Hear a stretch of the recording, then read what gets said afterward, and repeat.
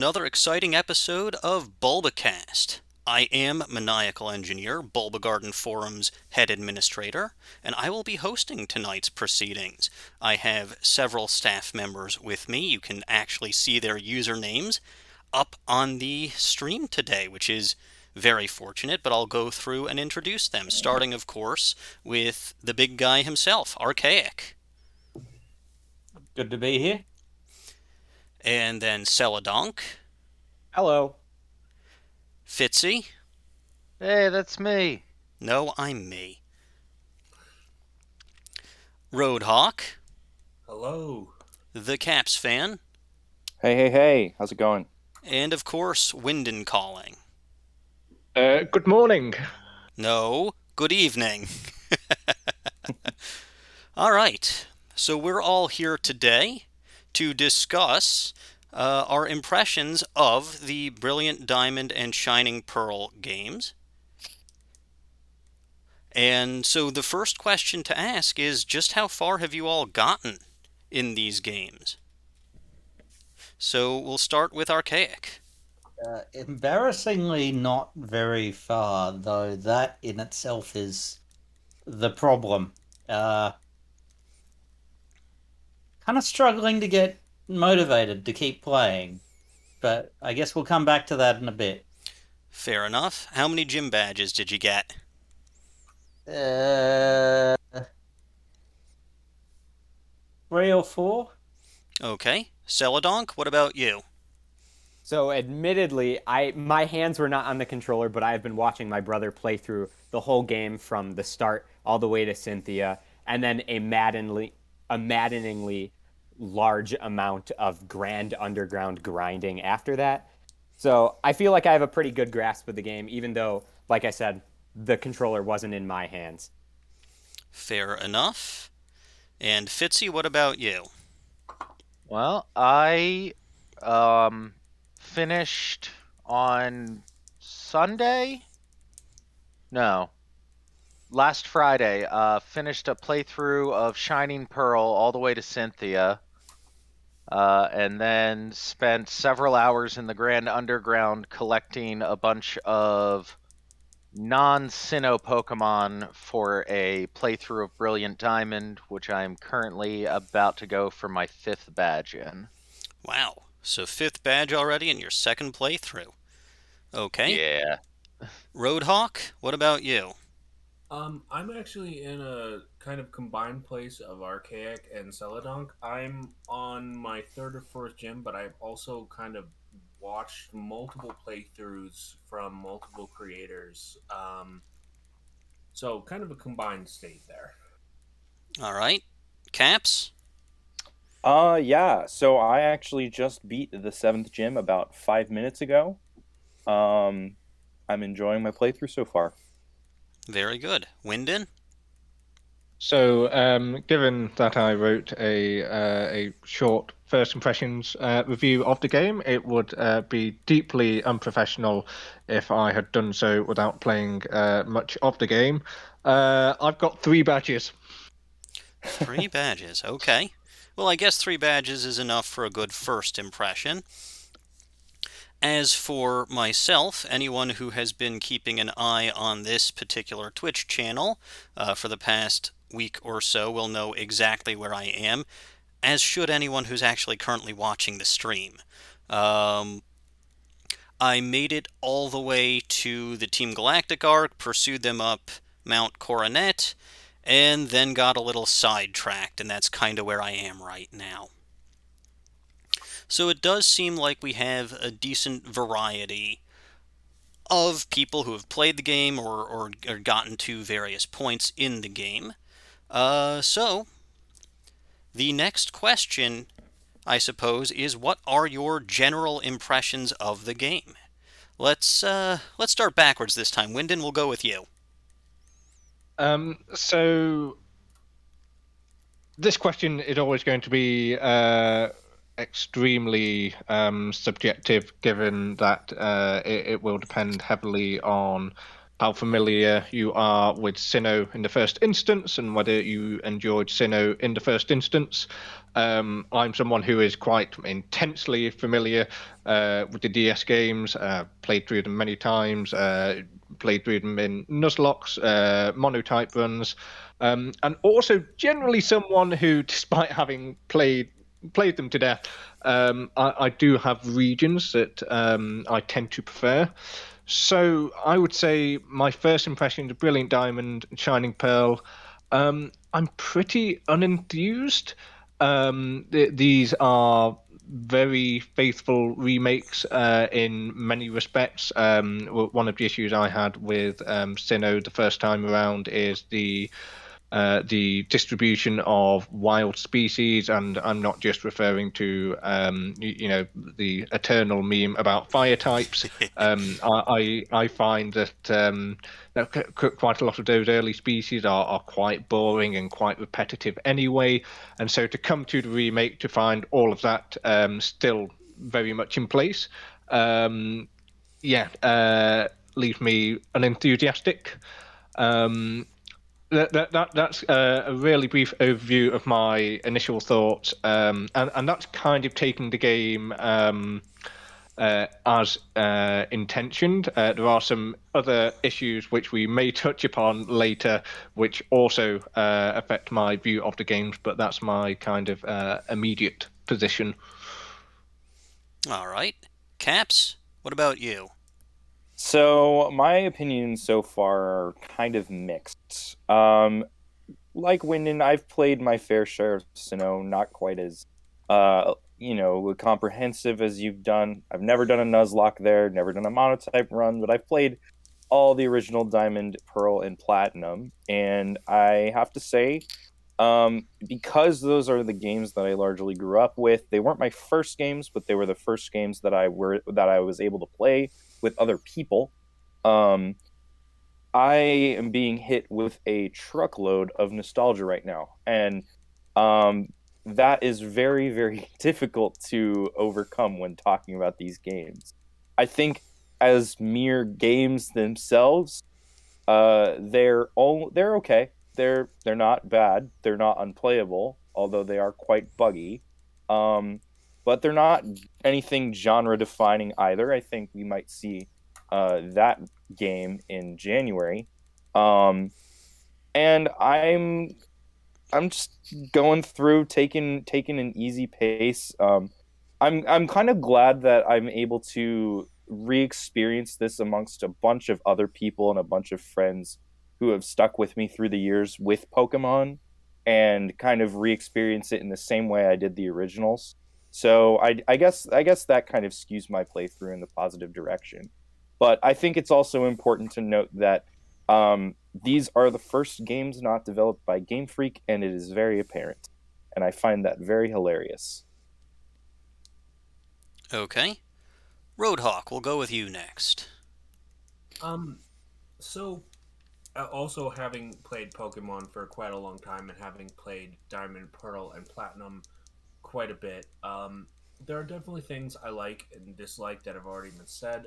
A couple things that I think are of note and improvement.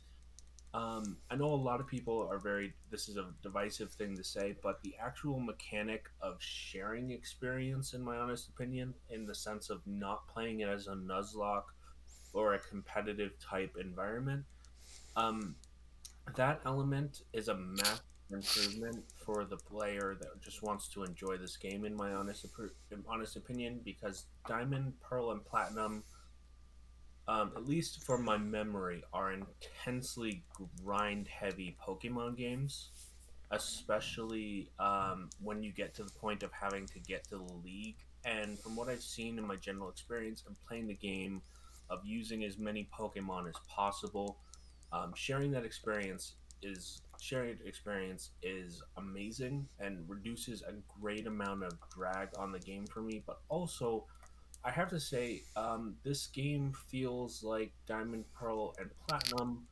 without the notorious lag and kind of slowed down pace that the gameplay has overall. I remember Diamond Pearl and Platinum being very slow games, not just in grinding, but also how they functioned. And to have that kind of upgraded with new graphics is really nice for me. And I appreciate this game kind of as just an upgraded revival of a game almost pace by pace.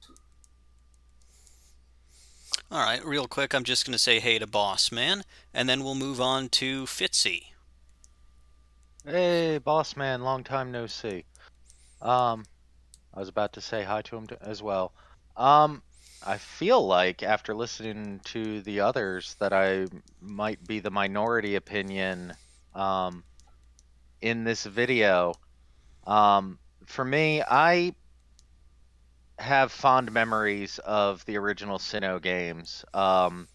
When I was younger, I never owned a Game Boy Advance, so I jumped straight from Gen 2 to Gen 4. And so Gen 4 were my first new games after a long hiatus. Um, well, a relatively long hiatus. But I am a pretty outspoken supporter of a lot of the quality of life improvements that recent Pokemon games have had. Um, and so I've never really had that, what seems to be the popular opinion that Gen 4 or Gen 5 was like the pinnacle of Pokemon because the games are so much more fun for me now. So for me, just as a first opinion, like opening opinion, these games take everything that I enjoyed about Gen 4, everything that I enjoyed about the Sinnoh games, um, and wraps them up in a new package that I find to be much more enjoyable. Um, and I can absolutely break that down in more detail later on in this video, but I don't want to take up too much time at this point. But I will close this statement by saying, and I've said it in the Bulba Garden Discord server a few times, that Brilliant Diamond and Shining Pearl are quickly shaping up to be the most fun I've ever had playing a Pokemon game, bugs and all. Well, Bug is one of the types, so I would hope so. Anyway, that's a nice opinion, and I will say you are not alone on some of it. Celadonk, what about you? Fitzy's comments don't surprise me at all. I think that from my observations, like in a Void, I think they are extremely solid Pokemon games, packed with features, great um, locations. Like you might not like the chibi art style. I personally don't, but really, like in a Void, I think it is a very positive experience. However, that being said, having played Fire Red and Leaf Green, Heart Gold, Soul Silver, Omega Ruby, and Alpha Sapphire especially, and then Let's Go Pikachu and Eevee, I feel like these are not so much as remakes as remasters. There's not a whole lot of like original creative decisions that happen. There's apart from the Grand Underground and Ramanas Park, there's very little different like stylings and stuff. Very little improvement or changes of the plot.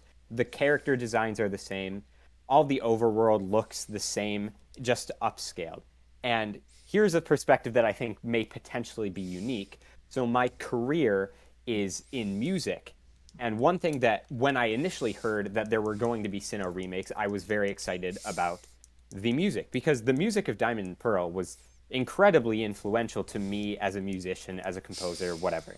Um, and I was very disappointed to hear that they basically just ripped the MIDIs from the original games and just like used better samples. That's basically what it sounds like. So yeah, although I think that mechanically and technically it is probably one of the best Pokemon experiences, I'm just very underwhelmed by the creative decisions that were made. And I think that's probably the difference between a Game Freak made Pokemon game and an Ilka made Pokemon game. Also, a very fair assessment there. All right, well, Archaic, you've already said that you're having a little difficulty summoning enthusiasm to play, so what are your Yeah, general thoughts so far? I mean, disappointed. I agree with a lot of what's already been said. In a Void, this would be a good Pokemon game. I'd have no hesitation in recommending this to, say, someone who is brand new to the franchise.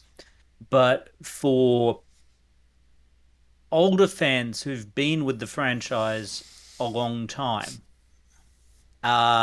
who have expectations for this game built off not just playing the originals, but also Platinum and other remakes like Omega Ruby and Alpha Sapphire in particular, this is not what I expected. I mean, as has been said, it's closer to a remaster than a remake. It's got a nice new coat of paint that they've done it. I mean, I love the chibi art style. Frankly, I think it fits the game world better than some of the stuff we've seen in recent games. To be perfectly honest, but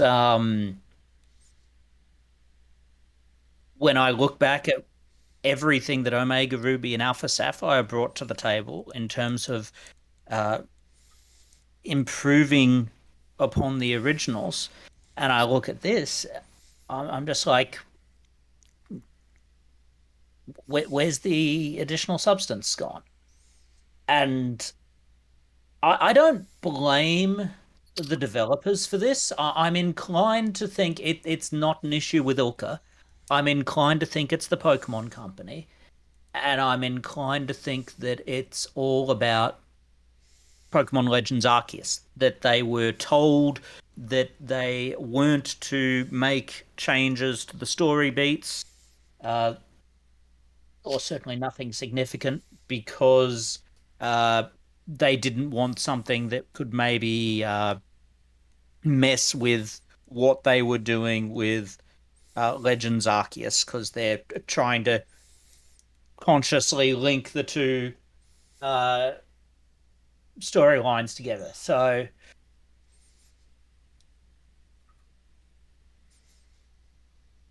I also think it may have been a bit rushed. I've got the sneaking suspicion that there may have been crunch. Uh, the fact we got those uh, day one updates, the fact that there's still a bunch of bugs in the game. I suspect it's a little undercooked. Maybe there had been plans for additional stuff. Heck, maybe we'll even get some additional stuff in patches. I really hope we're not going to get additional stuff in DLC, though. If they've held back additional features for DLC, I will be very annoyed. All right, so I guess that just leaves me. And I think it's a fairly well-known fact, at least among the Bulba Garden staff, and should be if anyone actually watched my Platinum Let's Play on the YouTube channel. I loved the Sinnoh games. I still do love the Sinnoh games, and I was extremely excited when we got news of the long-awaited Diamond and Pearl remakes. Now, of course, I've said it before, I'll say it again, Platinum is still my favorite Pokemon game, and I think even after playing Brilliant Diamond, that's going to continue to be true. I really do wish that they'd remade Platinum instead of Diamond Pearl, but again, I completely understand why they remade Diamond Pearl instead of Platinum, because you make more money from two games than one. That's, basic economics. However, I really have enjoyed my playthrough so far of Brilliant Diamond. And it's, again, it's shaping up to be a nice, fun run. There are a ton of quality of life improvements compared to the original Diamond and Pearl. As was mentioned before, the original Diamond, Pearl, and even Platinum played extremely slowly. Before you got the running shoes, like, you would move at the speed of a snail. And, you'd get stuck in the snow, you'd have to drag yourself through the snow, the battle style, the surfing, everything about those games mechanically was slow. The story in Platinum was good. Even the story, I think, in Diamond and Pearl was pretty solid before Platinum was a thing. But this game does have a ton of quality of life improvements and actually allows you to play the Sinnoh games at a nice, quick pace. Like, I was actually watching, there was a video on YouTube the other day where someone was comparing surfing in Diamond and Pearl versus surfing in Brilliant Diamond Shining Pearl. It's no contest. Brilliant Diamond Shining Pearl go much, much, much faster, and that's a lot of what these games needed. However, I will also echo what's been said, where I'm extremely disappointed with not just the fact that there's platinum content missing, because I kind of figured that there was going to be platinum content missing, but I was hoping that, like some of the remakes in the past, Heart Gold, Soul Silver specifically come to mind. There would actually be some of that third version content in the remake. Heart Gold, Soul Silver had Yusin. It had the special battle with Suicune that had been unique to Crystal before that. I was hoping that at the very least something like the Platinum decks would have been used, and even the platinum route or the platinum wild locations for Pokemon, right? So as I believe it was Wyndon said, the distribution of Pokemon in Diamond Pearl was boring. Like the Great Safari was a massive disappointment for me. And that's just because it's the Diamond Pearl encounter rates. And I'm like, well, we already have Bidoof like literally everywhere else, much easier to catch. What do we need Bidoof in the Great Marsh for? Hey, you can never have too much Bidoof. I mean, okay, that's fair, but why would you want to catch Bidoof with the Safari Zone mechanics when you can catch it pretty much anywhere else? That's the point. Now, Safari Ball of Bidoof. all right, Safari Ball looks cool. But again, that just kind of makes it more disappointing when I can't even access something like Tropius or Yanmega in the main story of the game. Also, there have been some interesting game choices that they've made where, again, the Grand Underground does help a little bit with the original Diamond Pearl decks issues, but why the heck do you put Gligar in the Grand Underground and literally have no Razor Fang available during the main story of the game? Like, why? I mean, Gligar itself is not a terrible Pokemon. I using one in my flying type my flying type playthrough because it's the best way to handle electric types. But that strikes me as a potential oversight, and that strikes me as, again, I do feel a little bit like Archaic said, it feels like the game is maybe slightly undercooked. Overall, I really do enjoy this game. It's a good game. I'm having a lot of fun. And I will always love the Sinnoh games and have a fond place in my heart for the Sinnoh games because they're what brought me back to the Pokemon franchise after I was gone for a while. But again, I really, as a massive Platinum fan, I can't help but be disappointed with some of the just the basic quality of life stuff. I wasn't expecting the Platinum story, but just some of the basic quality of life stuff that Platinum had. I wish made it to Diamond and Pearl, or to Brilliant Diamond Shining Pearl. If I could just quickly come in and piggyback off a point you made there with regards to the distribution of species and the Grand Underground. So something that I've mentioned previously is that the Grand Underground, I think it's a fantastic addition, and I especially enjoy the fact that you can, by acquiring certain species earlier in the playthrough, it can quite dramatically shift your experience of the playthrough. But that issue with species in the overworld doesn't just extend to the wild encounters, but also the trainers as well. There will be stretches in Mount Coronet where you will encounter 4 hikers in a row who are basically using Generation 1 teams. They will use Geodude and Onyx and the occasional Machop. Or Zubat. Or Zubat, or for example, in Maylene's gym, the fighting gym, where I'm pretty sure the trainers there, they use Machop and Machoke almost exclusively. Maybe they're the single Meditite. And these are things that I understand the desire to be faithful to the originals. These are little decisions that seem odd to retain.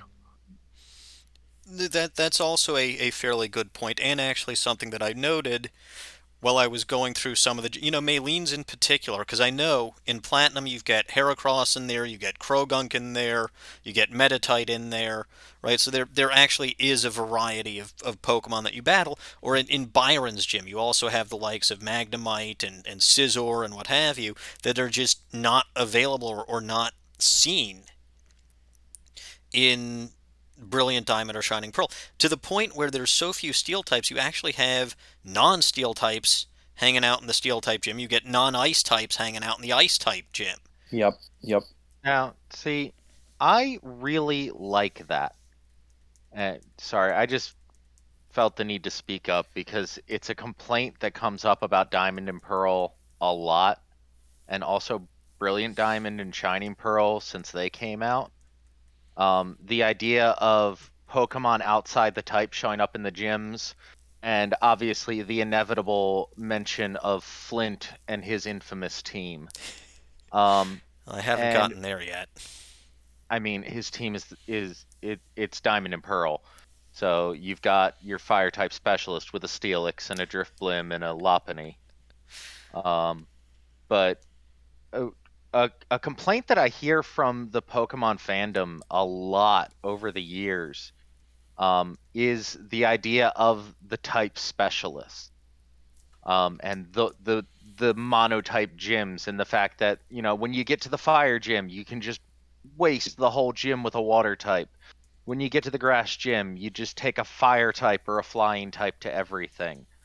And I thought it was funny because when Sword and Shield came out, I remember Raihan's gym getting a lot of praise for being like a thematic gym, rather than every trainer having dragon types. And even Raihan himself had non-dragon types on his team, and everybody was like, "That's so great!"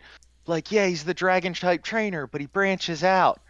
And then not 2 years later, we come back to LOL. Flint's got a Steelix, even though he's the fire type trainer, um, which struck me as weird because a if if Raihan if Raihan's team is something that is good for Pokemon to be going in the direction of, that's a step that Flint took first.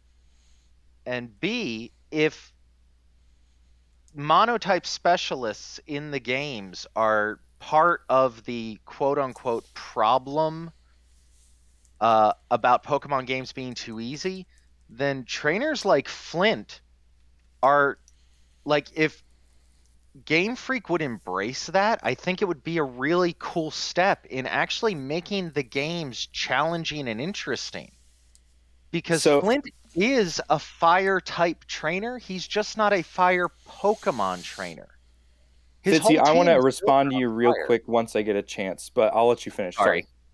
No, go ahead. Go I ahead. mean, I'm probably just going to repeat myself a couple more times because that's how I talk. But my point is that I really like you're in the steel type gym and you're like, all right, I'm just going to blow through with my Infernape and just waste everything. And then this ace trainer pops up with a freaking Azumarill. And it can throw such a wrench in your plans, and you have to be ready. Like, obviously, if you've never played before, you can't be ready for that, but you need to be ready to react to that. And it's something that we really haven't seen since Diamond and Pearl. And it was when I first played Diamond and Pearl, I thought that was so cool. Like, oh my God, they're throwing this at me in the steel gym. Or, Flint's got a Steelix who just earthquakes my grass type. And so I don't know. Wait, why would you be Anyway, going after a fire type trainer with a grass type? I don't know. I lost my train of thought there at the end. See, that's kind of But it, though. I totally agree with you, Fitzy. I think that having variety in gyms is good. I think that having, the fighting gym instead of only having like only matchups and matchokes, maybe if you want more variety, and I guess that's a bad example. Okay, fine. I'll use the example of Pelipper in the ice gym. Why is Pelipper in the ice gym? What is it trying to counter? I mean, like maybe fire types, I guess. But I mean, like I want to see more stuff where it's like similar to what you said, it challenges the idea of a monotype because if you're trying to like derive a gym around a certain type, logically speaking, right? If you want your center to be like fire types, you want to have something that would counter a water type on your team or something like that. So I wish like maybe Flint, if he had a Roserade or a Torterra or something like that to instead of Drapion. I don't know. I agree with you. I see what you're saying, but I also think they could do it smarter, and I think that's what we're missing. they definitely could, but like I said, Flint was the first one to do it. And whether or not Flint's team should have been changed for Brilliant Diamond and Shining Pearl is a whole different conversation. But I think the lack of variety or the variety of his team is admirable. Well, I think. oh, Sorry. Well, Oh, I'll go. Sorry. In Flint's case in particular, I feel like it's less of a case of them trying to like do something different and more of just a side effect of the poor distribution in the region. Obviously, it is kind of a meme that Sinnoh has a lack of fire types, and Flint, it just seems like damage control for that because they can't fill up his team enough. So, returning to the case of what Brilliant Diamond could have done differently. So, in Omega Ruby and Alpha Sapphire, they integrated a Gen 6 mechanic, Mega Evolution, into the plot of the game.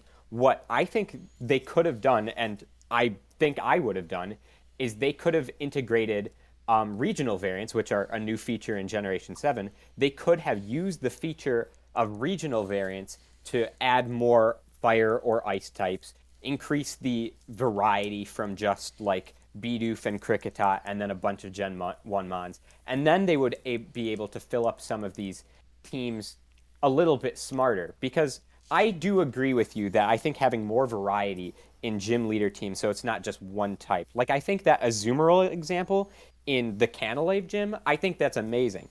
But in a lot of cases, it just feels like they're trying to get around that they don't have enough Pokemon in the region. Exactly. And the other thing is like they could like first of all, with your idea of regional variants, may I point you towards Pokemon Legends Arceus coming out January 28th. Please buy that game. But also, a lot of the newer evolutions that they did for older Pokemon, you could kind of see them as sort of regional variants in a way. So even if they had just done the basic thing of including the Platinum Dex in the main game, they might have accomplished part of that already by including the greater variety in Pokemon that you see in the gyms in Platinum and in other trainers as well. But I mean, like, I just wish they did it smarter. But I also understand, you want to keep it like the same as it was for whatever reason. You want to be faithful. Maybe you want to tie in Legends Arceus somehow. But yeah, I don't know. Well, It's interesting thinking about some of the flaws of this game in the context of why they happened in the first place. So we've noted here that the game is more a remaster than a remake.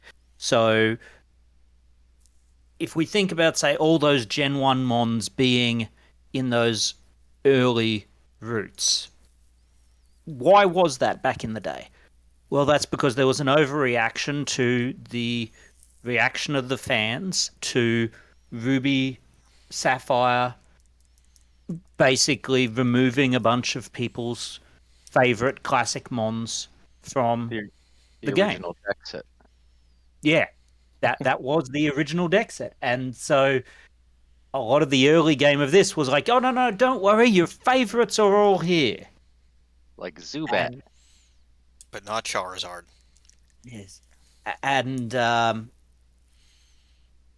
it caused problem. I mean, actually, let's put it this way: who here didn't go with the Infernape line had a Ponyta in your party for most of the game? I mean, I had a Pearl, definitely Magmar, not. but For these games or the original Gen 4 games? Well, for both. No, I did No? Not not me, say because no. fire types suck. Hey! For the I will say for the original Gen 4 games, I did have a Ponyta when I didn't take Infernape because I was still always in that mindset that I had to have a water, a fire, and a grass type on my team. Mm. And for the longest time, that's how I played the games. I was like, those are the three starters. Those are the types you have to have. But in Brilliant Diamond and Shining Pearl and in more recent games, I usually end up dropping fire type.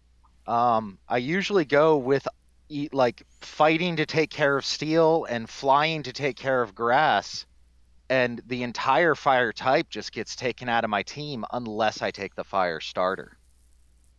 Yeah, in the last like 7 or 8 years, I've only used two fire types, and it was Mag Cargo and Ultra Moon, and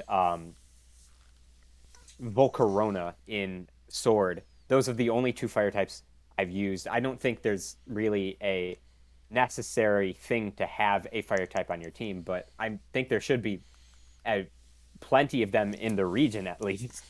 yeah, I mean, like they are one of the more popular types. I mean, Charizard is a fire type, and I think the lack of fire types kind of proves you like everyone had a Ponyta. Like even though that might not be true for us, like who's that for us to say? I mean, we're a sample size of 7, right? I mean, I think it's reasonable to assume many people did have a Ponyta in their party, and I think that's kind of what you're getting at, Archaic. Yeah, I mean, as I play through this game, the only significant difference I've noticed as a player from when I've played the originals is that because of how they've changed the HMs, I'm able to not have a Bidoof in my party, and I've got Blasphemy. some space for some other Pokemon in the team, and that's about it. But mind you, I've still got to pick up Pachirisu, so it's So, not completely changed. one thing I do want to add about the type mechanic and how that works in teams is I think when Gen 4 came out, um, one of the major praises, if I remember correctly, for Cynthia was that her team is so well rounded. We've had like really good typings with Lance and Steven in the past, but Cynthia had pretty much a match for almost anything you can think of. At least that's how I remember it.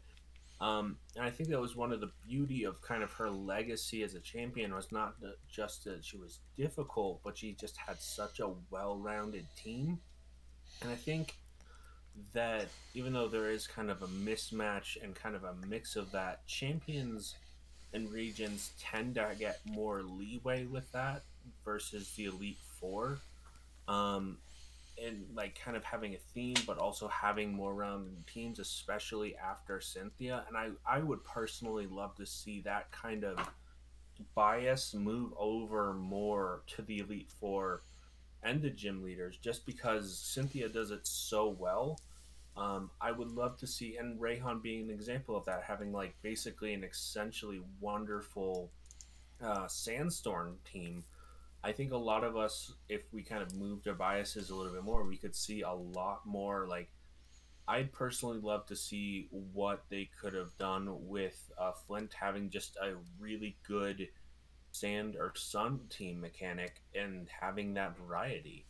But I do have to say that I'm personally in favor of that because I'd love to see them kind of embrace mechanics that are both competitive but also kind of ignored from certain players.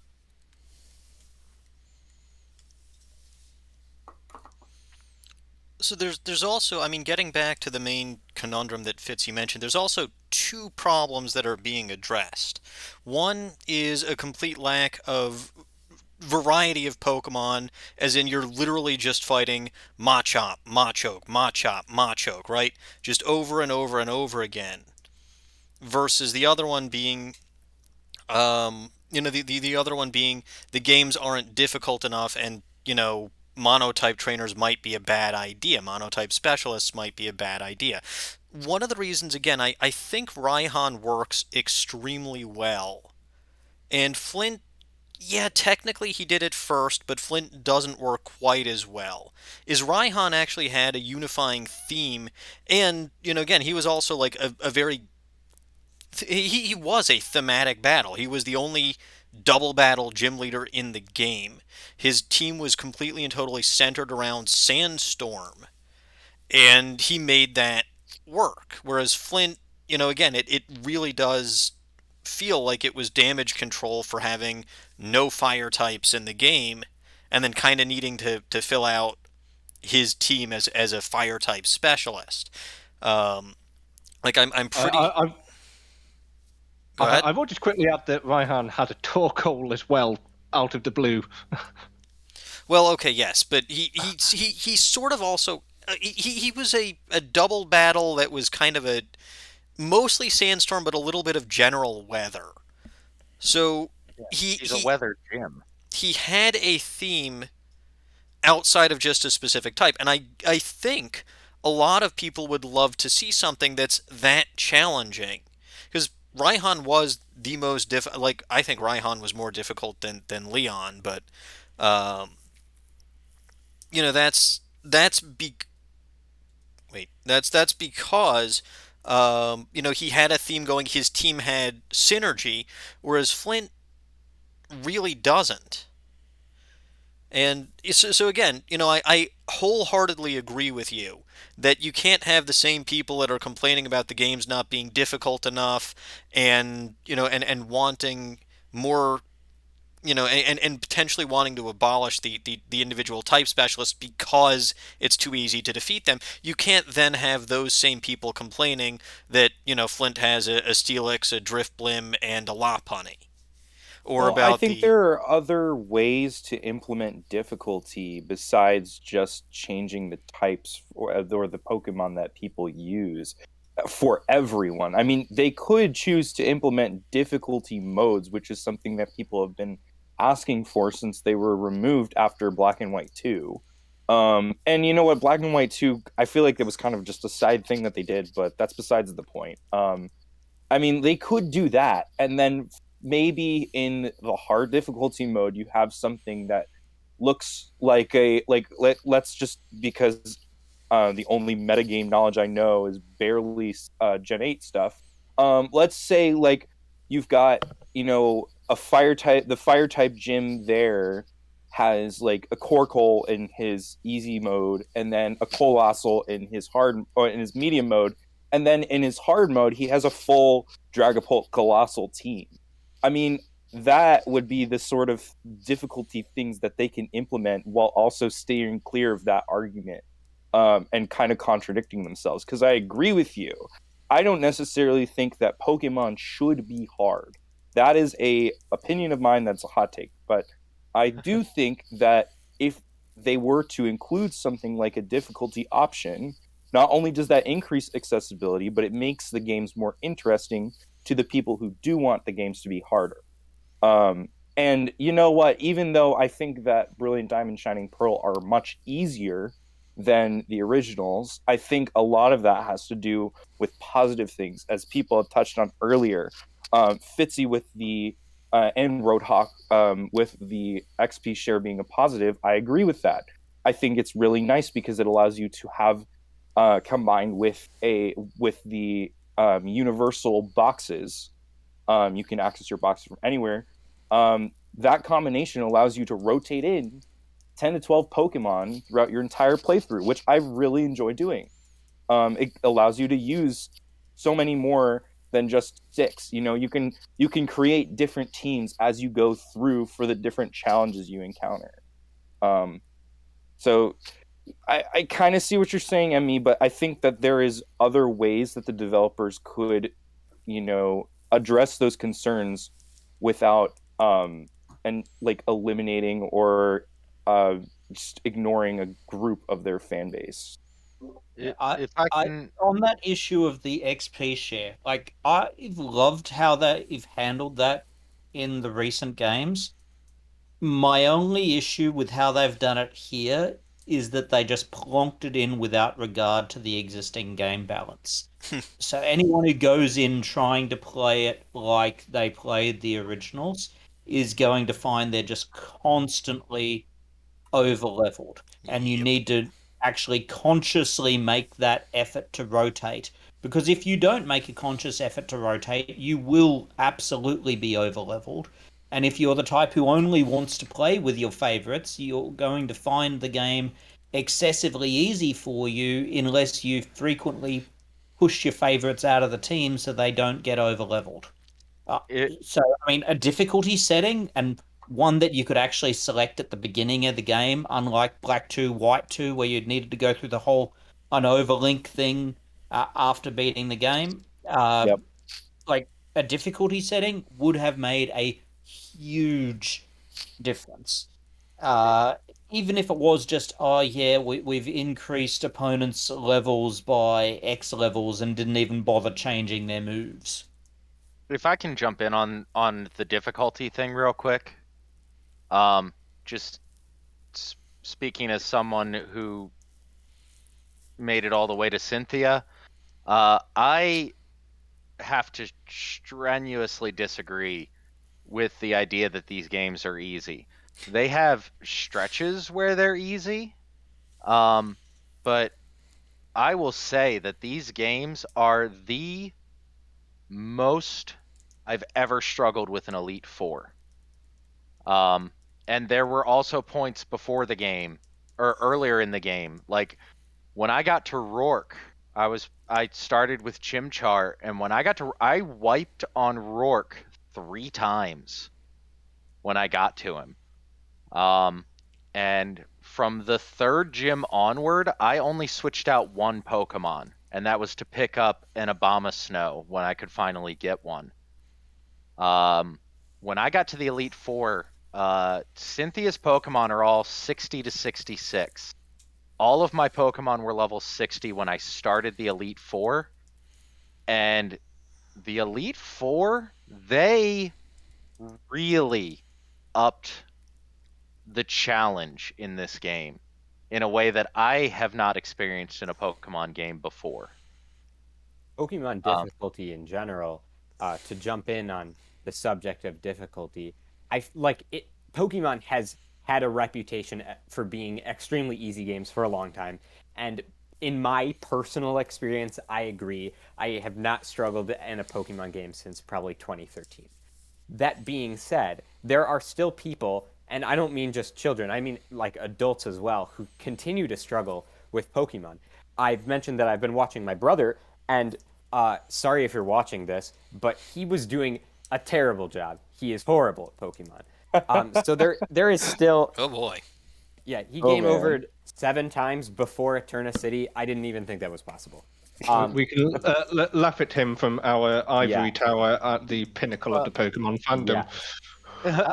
And Like, this is why they added the whole thing so you can see if a move is super effective before you use it, yeah, realistic. And, absolutely. and I mean, to be fair, if because that doesn't show the first time you fight a particular Pokemon, like completely fair. If someone who doesn't know the Pokemon like the back of their hand might not be aware of the type matchups of the moves before the game tells them, I could see how that could happen, but I mean, I feel like a medieval monk who's annoyed that the common people are now getting access to all this privileged information that we used to be the law keepers of. I'm just kidding. I mean, what I it mean, comes down to is just showing why a difficulty mode setting would be an advantage. Do have newer players who will find things more difficult, and you'll have the people who've played the original Diamond and Pearl who are finding this not particularly challenging because we know to expect all the little tricks from the original games. I mean, well, My I'm oh, speaking as someone who is in the ivory tower. I mean, I've played Pokemon since Red and Blue came out. And they throw some curveballs in this game. It like I said, just Rourke at the very beginning.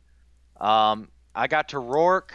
I had a team that was maybe a little weaker than it should have been, and you know, he sent out his Cranidos. I knew that headbutt was coming with all of its attack power behind it.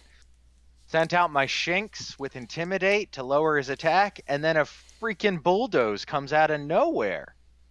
Um, and they changed from what I noticed. They made updates to the move sets, abilities, held items of Mm-hmm. every major fight. Every gym leader, the galactic commanders, and especially the Elite Four. They updated the move sets of every Elite Four member. Every single Pokemon in all 5 of those fights has like a competitive level held item, like the kind you would expect that Pokemon to see if it was used in a Smogon match. And I And actually Cynthia's fight is a beast. Like Cynthia is, we all know the memes about how Cynthia is the toughest champion ever. These games really cemented it for me because like I said, I have not struggled with a Pokemon game like ever. And there were times in this game where I struggled because the Elite Four are beasts in this game.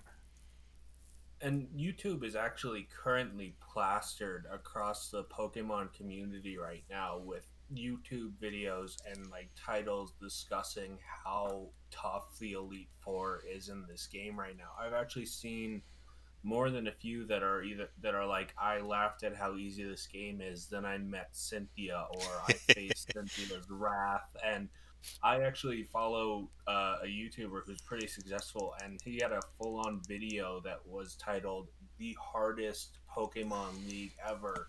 And this guy had a Weavile that was the exact same level of Cynthia, and it got O code and outsped, and it had speedy IVs and EVs and everything. And I, go ahead. I was sorry. I thought you were done. I was going to agree with you.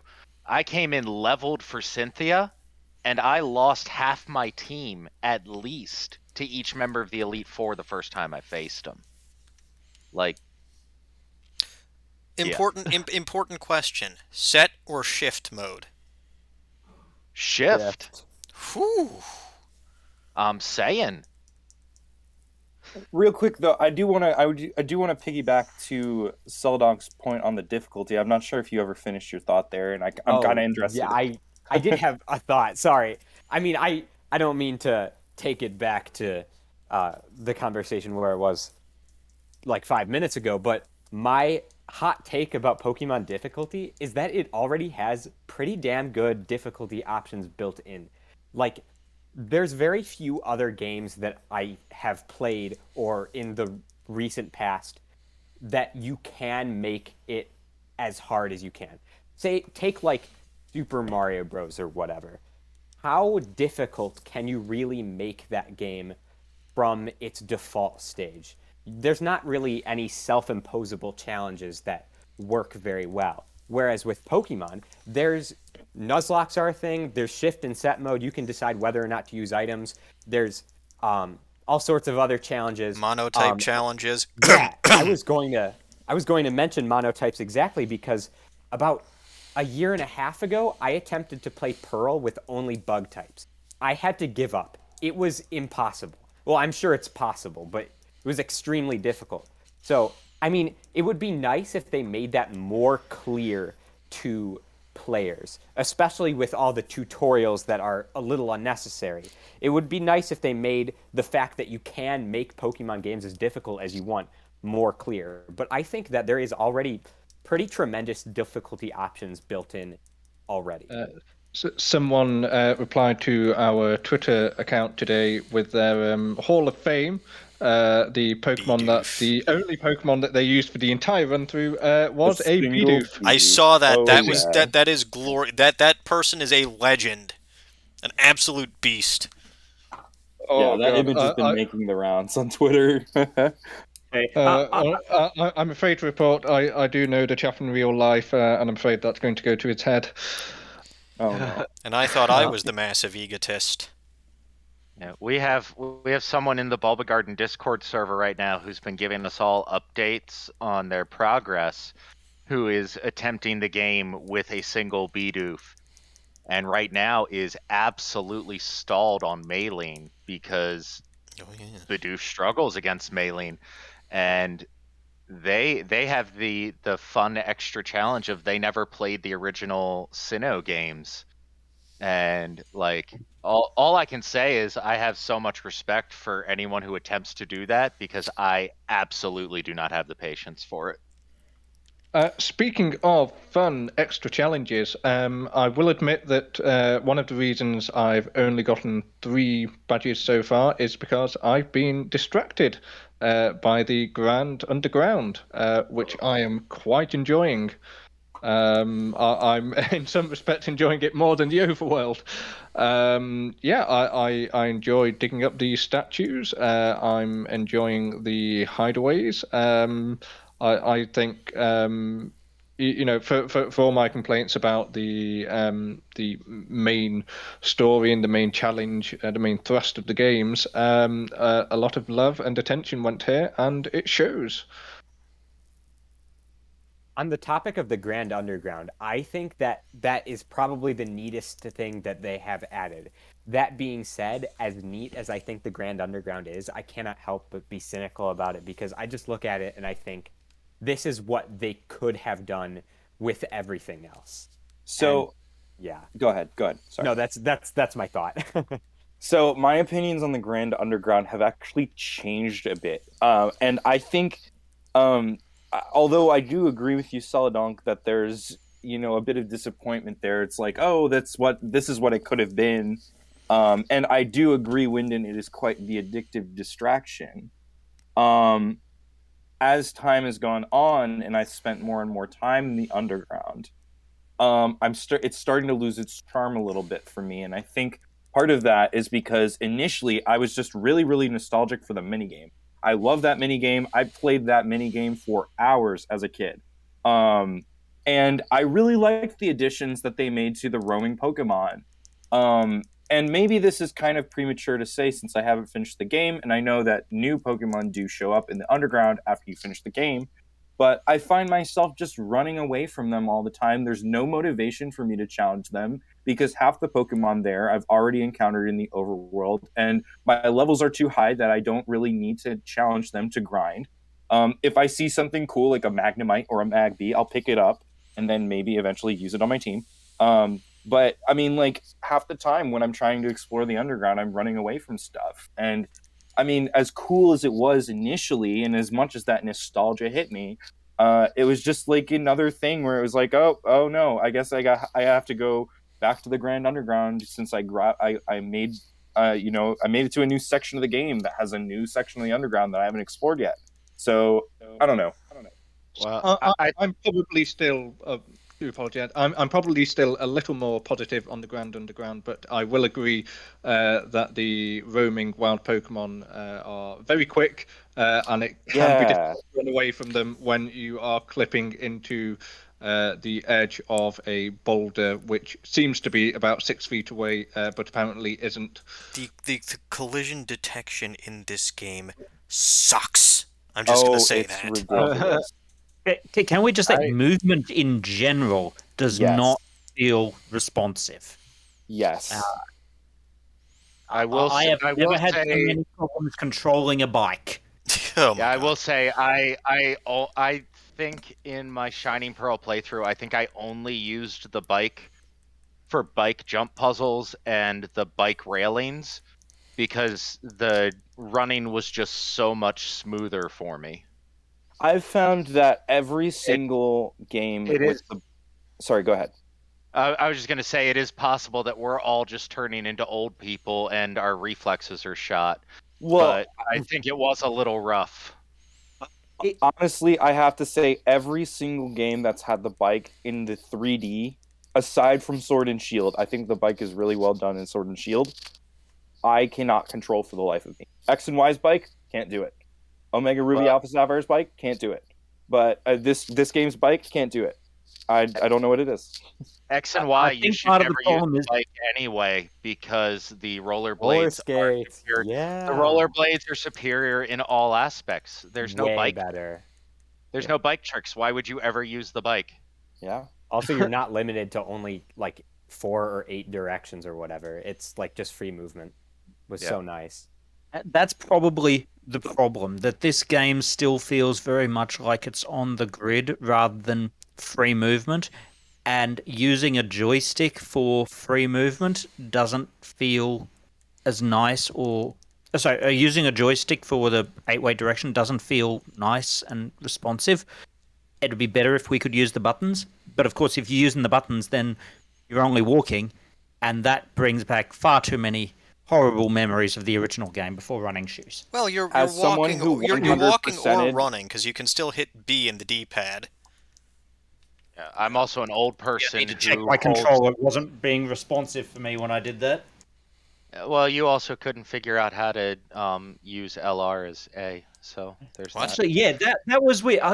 I expected to be able to play this one-handed, and you can't quite play this one-handed. It because you won't have a B to go back. But So to, On the topic of 8-way direction, Archaic, as someone who's 100%ed the Link's Awakening remake on Switch, let me tell you, it's so much better to have free 360-degree movement. But if they had implemented the 8-direction movement in this game, I think it would have been a lot worse. So I think the fix that they should have done, and as much as I love automatic running shoes, this game, the way if they were just to fix one thing right now, if it's easier to fix this than the detection radius, then this is what I do: get rid of the automatic running shoes for the 360 directional movement, so that way you can make those quick turns with just a little easier, and then just add B when you want to run. But that doesn't excuse the bike being terrible. So I mean, I guess there's really no way to fix it besides revamping the whole thing. Also to Archaic's point, where they're giving you multi-direction movement and you can move in diagonals, but the game still feels like it's made on a grid. Look no further than the Snowpoint Gym. And you may even be able to look a little bit earlier than that, but the Snowpoint Gym is the big one, where there's one of two bad things that could happen at the Snowpoint Gym. The first of which is you get soft locked, or the second of which is you can almost completely and totally bypass the puzzle, both of which are because that was meant for that was meant for a D-pad movement puzzle, and there's diagonal now. Like, I saw someone sent a YouTube video in during one of my streams, someone's that I watched afterwards, of someone like literally skipping through the entire Snowpoint Gym puzzle because they could move in diagonal. And that's fine if you want to do that, right? That's good speed running tactics there. But that's also, it does go to show that yeah, this game was designed so faithfully that they didn't even take into consideration the technological advances of actually being able to move in more than just D-pad directions. And then, of course, the infamous soft lock, which I hope everyone has heard by now. You may accidentally soft lock yourself in the Snowpoint Gym by wiggling your way between a couple of the giant snowballs. And then not being able to kick up enough speed to get through them again. So yeah, again, there's the multi-directional movement, right? And you can use the joystick, but I was extremely careful in the Snowpoint Gym to only use the D-pad. Well, I think I was going to say that might bring us on to the topic of soft locks, bugs, and glitches more generally, and especially if any of our listeners follow any of the other Bulbapedia staff in particular. If you follow them on Twitter, you'll see that they've been quite diligently documenting a wide range of issues. And this is where I think my opinion on the games it sours to a degree, because I can accept that my perspective will be extremely subjective, depending on my prior experiences, depending on what I think of difficulty, and even the faithfulness. I can respect that as an artistic decision, perhaps, or a mandate from on high. These games are significantly buggy, and it doesn't. It feels pretty close to unacceptable for a full price remake. And okay, haha, yes, you can blitz through the Snowpoint gym and there's softlock. Okay, that maybe that's par for the course. Little hiccup, we can patch that out. Okay, if you name a newly caught Pokemon egg, it will then be added to the game or be added to your party rather, as the egg was added to your party. Haha. Today we saw that Ekans follows the player around like a Roomba. And there are many of these individual bugs are funny at first glance in isolation. The sheer quantity is pretty intolerable, and that's where my tentative recommendation to people who think they might enjoy this game becomes even more tentative.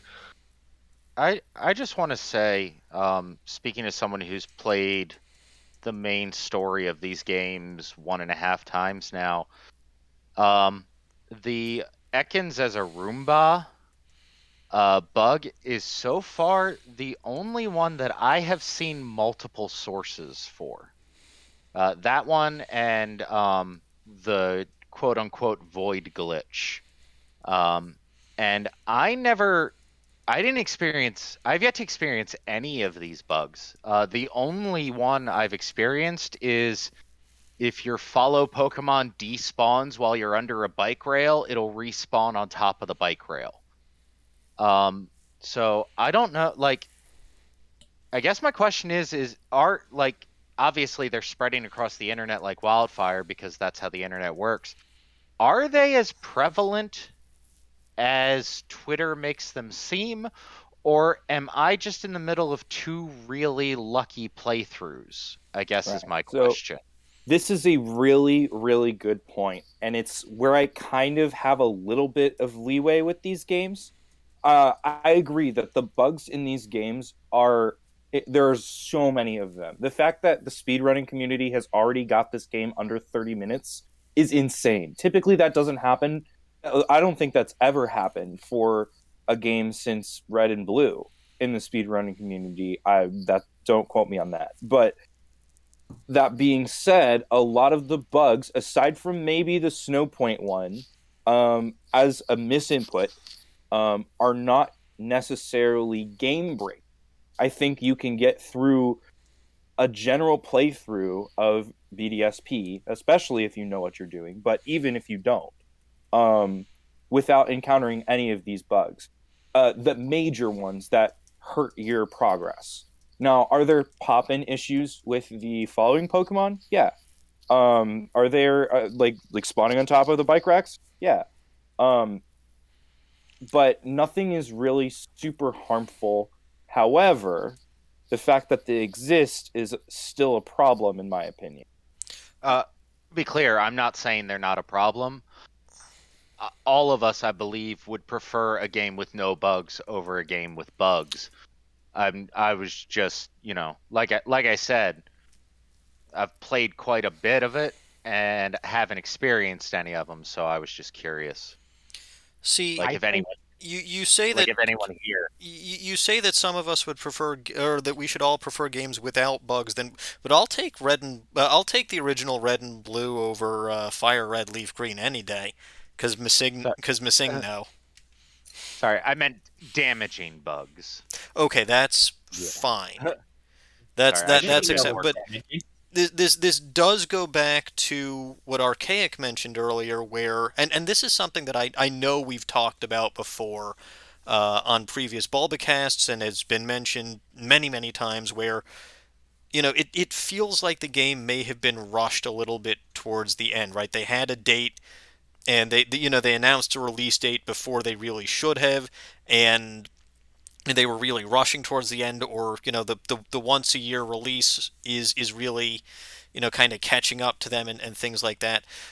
A lot of this game looks good, a lot of this game feels good, but the things like the bad collision detection in large hitboxes, a lot, the bugs, and some of the glitches that have been found, that does sort of, and maybe I'm a weirdo here, but I also think like the inclusion of Gligar without access to the Razor Fang during the main story of the game, right? You can get Gligar very early in the game in the Grand Underground, but the Razor Fang is nowhere to be found, right? Maybe all of that kind of speaks towards a little bit of rushing and a little bit of demand to get something out, even if it's not perfect. And again, I personally feel like that's right. There was minimal quality control, and and I wish that they'd take a little bit more time for these games, so that they could get it right, even if that means that they're not going to release something every single year. But On the Uh, topic that's of just me. So on the topic of bugs and glitches, I mean, obviously, Brilliant Diamond has its glitches, but I can't help but feel that the internet. So I don't know if everybody here agrees, but I feel like personally, the internet in general, especially spaces like Twitter, is a lot more cynical about Pokemon than they are about a lot of other games. And maybe that's justified and maybe that's not. But I think because of that, a glitch in one game in a non-Pokemon game may not get as much attention as a glitch in a Pokemon game. And on the Ekans Ruba thing, because I saw that today, and I was like, that's funny. And then I went into the comments, and everybody was just so, like, angry about it. Like, this is why these games are terrible. I think that's a Acting little like it's bit a of an war crime. overreaction. Yeah, that's exactly. that's definitely an overreaction. Now, I can react to glitches in Pokemon games, and that's about it, because Pokemon is just about the only franchise that I play consistently these days, and any franchise that I play other than Pokemon is an older game. So, but yeah, no, you're absolutely correct, and it does seem like, for one reason or another, people are harsher on glitches in Pokemon games than they might be for other franchises, and I think that dates all the way back to Red and Blue. But Well, the one thing I would add to that, it actually, I would say that for several years now, Pokemon's been pretty good with the quality control. Okay, X and Y had that big singular issue of saving in Lumio's city, and there have been occasional issues dotted throughout the past decade or so, but really, it's been quite a while since we had, I would say, sort of red and blue levels of, or in terms of the number of glitches. And I'm not saying these are as bad as red and blue, but they are also remakes. And it may be the case that a few of the glitches are game breaking or harmful in any way. So I've, for example, encountered an item in the overworld that I couldn't interact with unless I approached it from the bottom. I couldn't pick it up from the top or the sides. But it does break immersion a little. And the analogy I would use is reading a new edition of a book that's got spelling mistakes in it. That analogy doesn't work 100% because it's not a direct copy, but these are remakes that don't seem to have had a great deal of new creative thought put into them. So, as a customer, I do feel that I could expect these to be tighter. I I do think while we're sitting here picking apart uh all the negative technical aspects of the game, um I will freely admit these games are far from perfect. Do I think that they do I wish that they went further? Yeah, I do. Obviously, we always, as Pokemon fans, we always want Pokemon games to be as perfect as possible. But I do think that while we're all here talking, while we're here with this audience, I do think that Ilka deserves some credit because they took on as their first Pokemon game uh, probably the most anticipated remakes that I have been aware of as a Pokemon fan. Um, I remember the Hoenn confirmed memes, um, and the Sinnoh confirmed memes, and the Sinnoh remakes. The people clamoring for those always felt a little bit more rabid for to me. And I think like I said, I think Ilka deserves some credit for taking on games that at the end of the day, a lot of people were going to be unhappy with them. If for no other reason than because a lot of Pokemon fans are unhappy with the modern games. And they didn't give us perfect games. They're a little buggy. They're a little old fashioned, which, as we've said, could have been a stylistic choice or an order from on high. But they're pretty good games. And they're pretty good games, even without taking into account that it was Ilka's first shot at the main Pokemon series. Um, Well, so I like, you know, obviously part of why we're here is to critique these, but I just feel like while we're critiquing these, that should be kept in mind. No, you're well, you're you're isn't this absolutely correct. also isn't this also their first actual games? Like, didn't they only make mobile games before this? I think they've helped out like a little bit with some other games. Like I did a little bit of like looking into Ilka's past, and I mean they did Pokemon Home. They've done a couple other mobile games, and then in terms of like bigger games, I saw some like games that I recognized on their lists. Like I was like, oh, they worked on Near Automata, but they just did the attract video for that. So it's like I think this is the first like full game project that they have done just like by themselves. I I could mean, be they don't even have a Wikipedia page. right. Yeah. And to add to that, one of my critiques of Sinnoh, and this has been mentioned before a few times, is they are very slow games, and there are several mechanics in the original Sinnoh games that just I have played through multiple games constantly because I just enjoy them so much. But if I have actually avoided going through the older games for a few years now because I just didn't want to deal with the snow or the fog mechanic, and I prefer the mechanics in other games. But to add to that, I do have to say, I even though I haven't gotten very far in these games, I do see myself playing this version of this generation far more than I ever did the regular original games, just because there is so much quality of life improvement, and these games look good, they're fun, and they're despite all the drawbacks, they are really well crafted and are just a fun experience. They feel good too. Like I enjoy playing these games, or at least this game. And I agree with you that if I do go back and play Diamond Pearl, I'm not playing Diamond anymore. I've got Brilliant Diamond. Right? There's no reason for me, and I'm the cranky old guy who still plays Platinum, who still plays 10-plus-year-old games and refuses to upgrade. But this is an upgrade from the original Diamond and Pearl. There is no doubt about that. And as you know, again, as a remake, I wish it was less faithful. Right? I wish that they'd included more of the platinum quality of life improvements. But this is a damn good game. And I really am enjoying it. Um, Maybe that is because this is my first time trying a monotype challenge. And Fitzy, I know you wiped out at Rourke 3 times. I didn't wipe out at Rourke at all with a mono flying type team.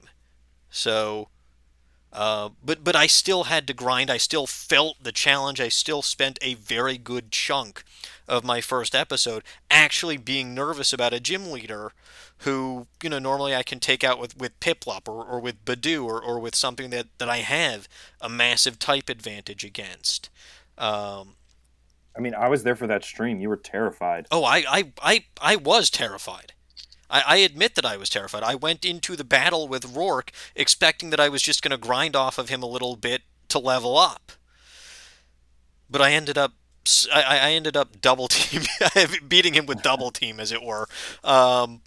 But yeah, so they going back to challenge, there are things we can do to make the games more challenging for ourselves. There are things that we can do to make the game easier for ourselves.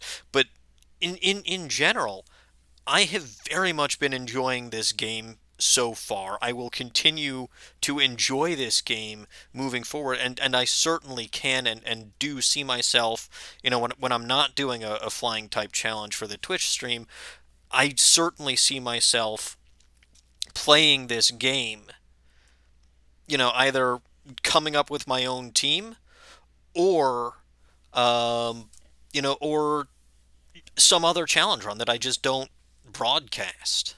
Or if I do, I'd broadcast it maybe from my own Twitch channel so I don't overwhelm Bulbagarden content with Sinnoh stuff. But, one way or another, this game to me has replayability and certainly, takes the place of the Pokemon Diamond and Pearl cartridges that I do still have. So I really will give credit where credit is due. Ilka did a good job considering this is their first game and just considering the fact that these are good games, in my opinion. I feel like Pokemon in general, like the whole series, pretty much every game in the main series has been consistently good games. With that in mind, all of like these small like nitpicks seem a lot bigger in comparison because in my opinion at least all of the Pokemon games are very solid. So it's hard not to look at something small like Pokemon distribution. And like we talked about that for a long time, but like if those are the biggest problems, I think that's pretty indicative that like they're doing good stuff.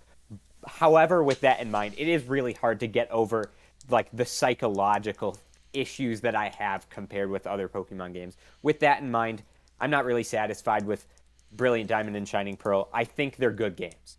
I mean, like I said, I've just been watching my brother play them. This is just from my observations. I think they're solid games. I have some nitpicks with them, and that has affected my perception of the games probably a lot more than they should.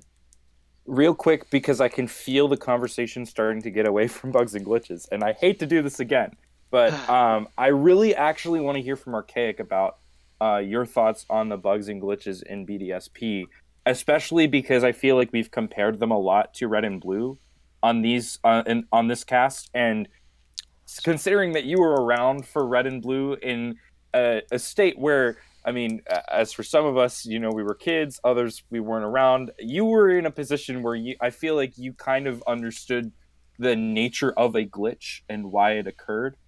So I was just curious if you could maybe give your thoughts on the glitches in BDSP. Saying you're old. Yeah, that's what he's saying, okay? He's saying you're old. I'm not. It's not derogatory. It's a compliment. Uh-huh. I mean, finally the username matches who I am. So if you just want to put your dentures in and... I mean, back in the day when I was... I'd never played the games as a kid. I was already a teen by the time I had Blue.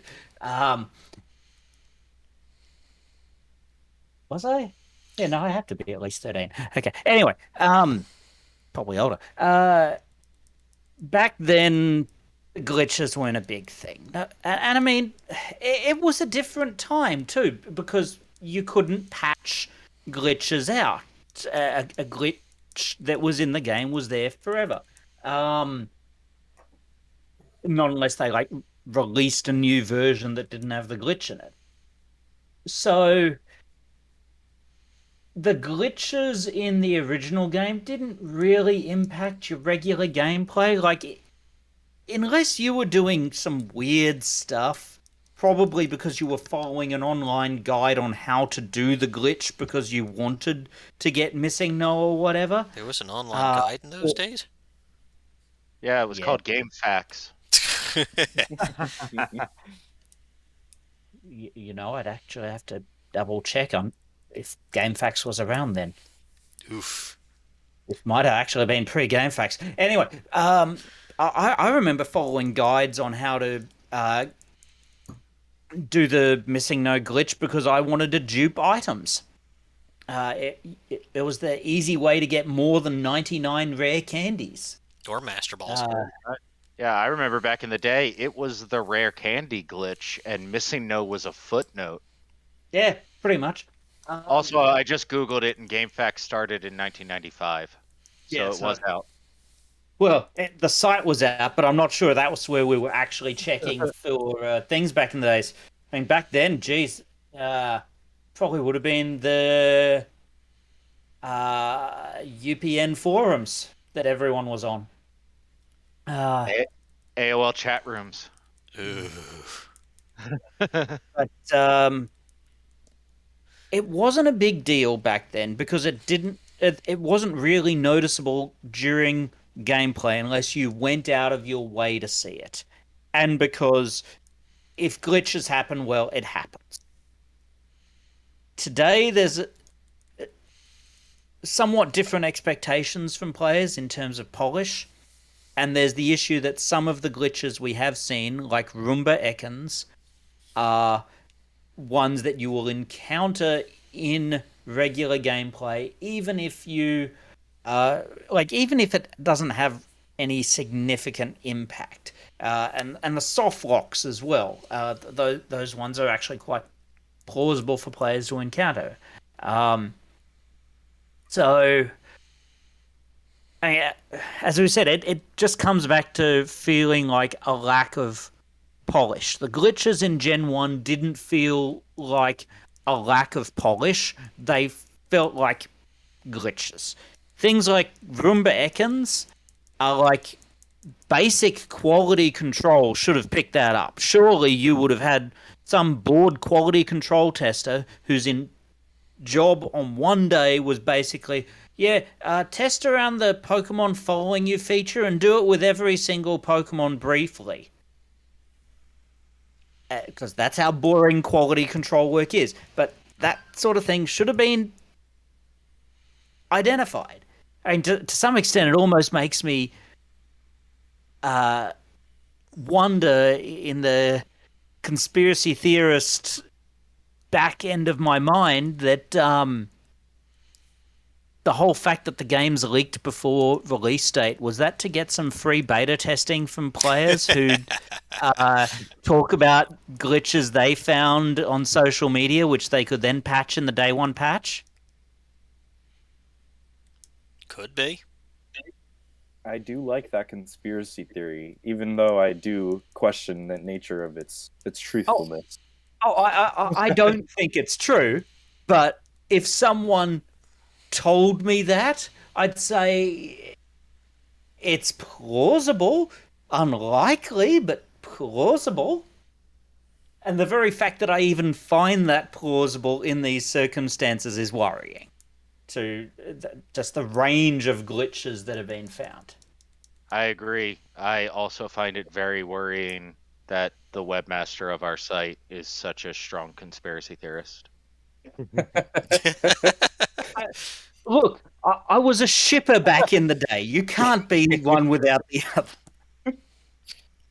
We were always looking at, but what's the hidden meaning in this? What were they really intending? Yeah. back in the day.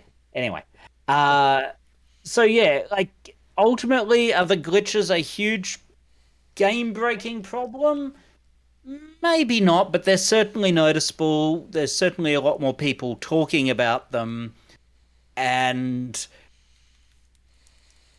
given how much the game feels like a remaster instead of a remake, to the point where some cases feel like they were copy pasted.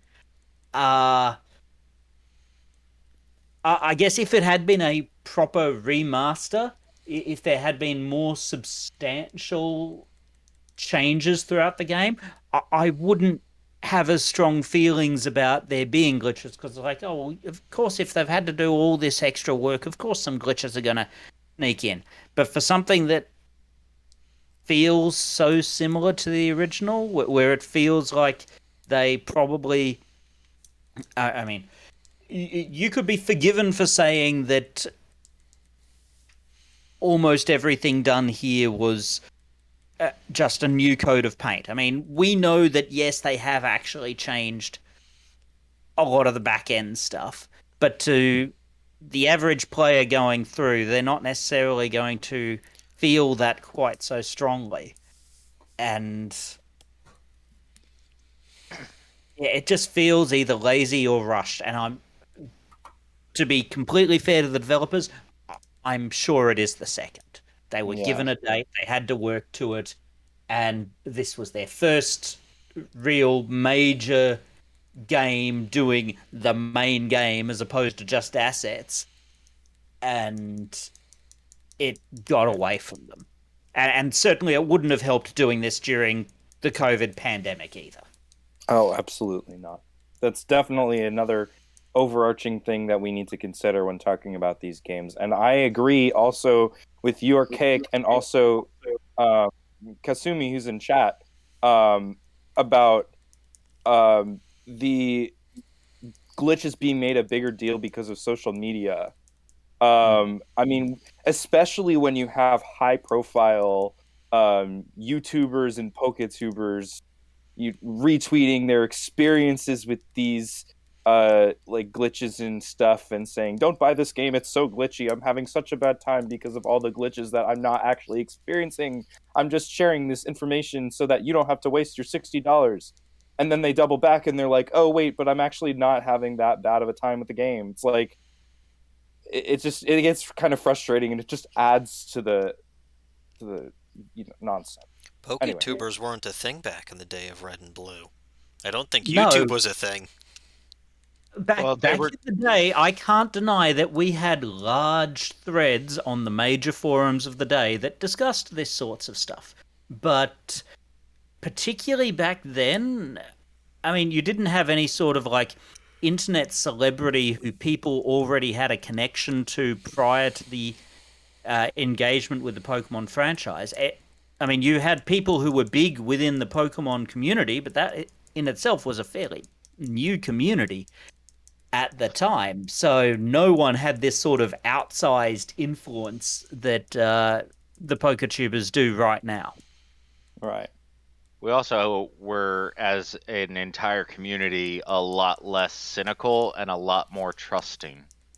I believe when Red and Blue came out, something like 170% of all Red and Blue players tried to find Mew under that truck. Yes. I mean, the fact that back then we were pretty much all under the age of 20 was a contributing factor to our lack of cynicism as well, I'd imagine. In Red and Blue, I was definitely under the age of 20 then. I did not exist at that point. Well, you in minus years. Yeah. Why would you say that? It's so mean. I do have comments on the new coat of paint, unless we're still talking about the bugs and glitches. I think Let's talk about the art style. I was going to say, I think we've kind of discussed the bugs and glitches enough. So we can certainly talk about the aesthetic feelings of the aesthetics of the game, because I know that's another controversial. Well, maybe not so controversial, but that is another major topic. So Fitzy, we'll start with you. So I'm gonna say, I was not part of the population that was negative about the chibi art style when it was first announced. I didn't love it. Um, I believe I mentioned earlier, if I didn't, I've mentioned it a billion times on Discord, that X and Y are my favorite games. I really enjoyed Sword and Shield. I liked the move toward more realistic models. Um, so I was a little disappointed when that was announced, but I understood why they did it. It was very clearly to me an artistic choice as part of the idea of keeping the games true to the originals. Um, Having realistic models would have required basically redoing all of Sinnoh's map. Um, and that was probably way too much work. Or they just didn't want to do it because they had decided that that was the style they were going for. That being said, I love the chibi art style playing through it. I love running around with my little miniature Dawn, doing her two hands up in the air stretch. That looks like she's grasping for unlimited power. I'm all about it, and I wish she did it more. Um, Also, what I think is a huge change from the originals, and something that could only be done uh, with a modern remake, was the addition of little cutscenes during the important parts of the games, starting from the very first time Barry runs flat into you when you go to his house. Ouch. And they cut into that little cutscene, and he runs into you, and you see the shock on his face. And literally right there, I was sold. Um, and we were talking about this earlier, Emmy. Um, Little tiny moment that for me was so huge. Like I audibly gasped when I saw it, and the very first thing I did was type what had just happened in all caps on the Balby Garden Discord.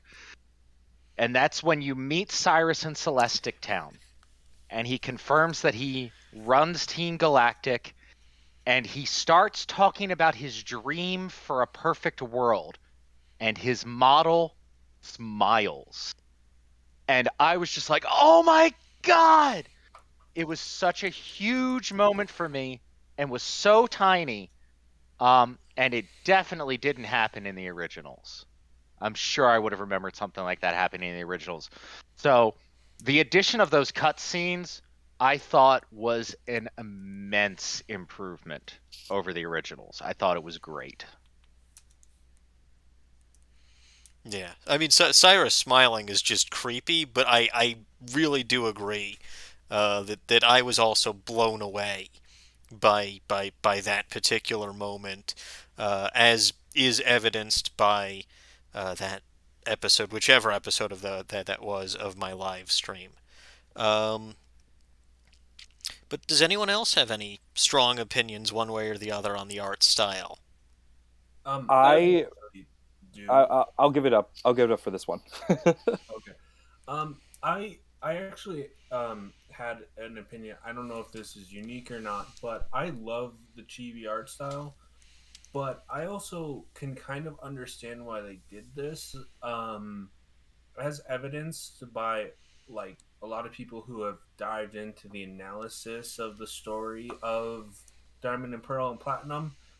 Um, when you start looking at how dark this story actually is, it's surprisingly dark for a Pokemon story, considering that Cyrus essentially wants to wipe out all of existence for his own aims.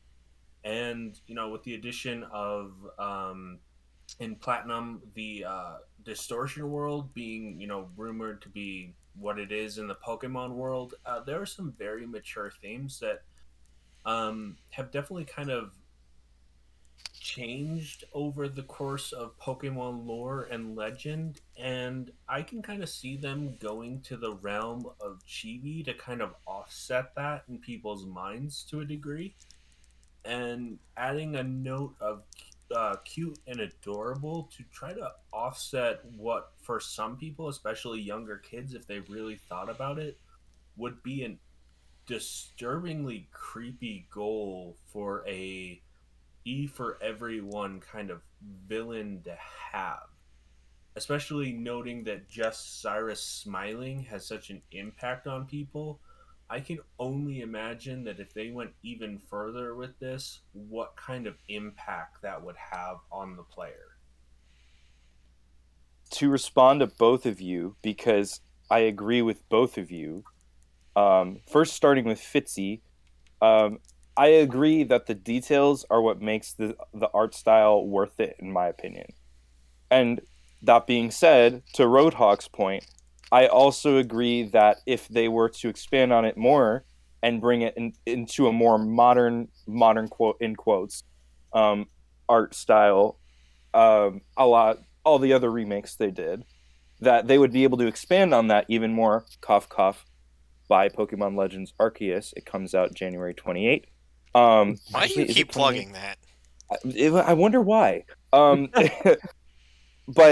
to add a couple things, I think that the game as a whole looks really good. It's really polished, and like I said in the previous cast I was in, Nintendo has really nailed the toy-like animations and the toy-like art styles in the Switch generation. Between Let's Go, between Clubhouse games, Link's Awakening remake, Advance Wars remake, this game, they all look really polished and really clean.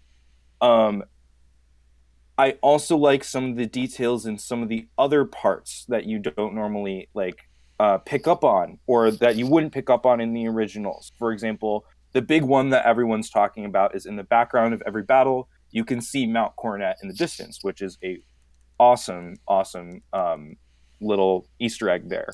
Not every battle.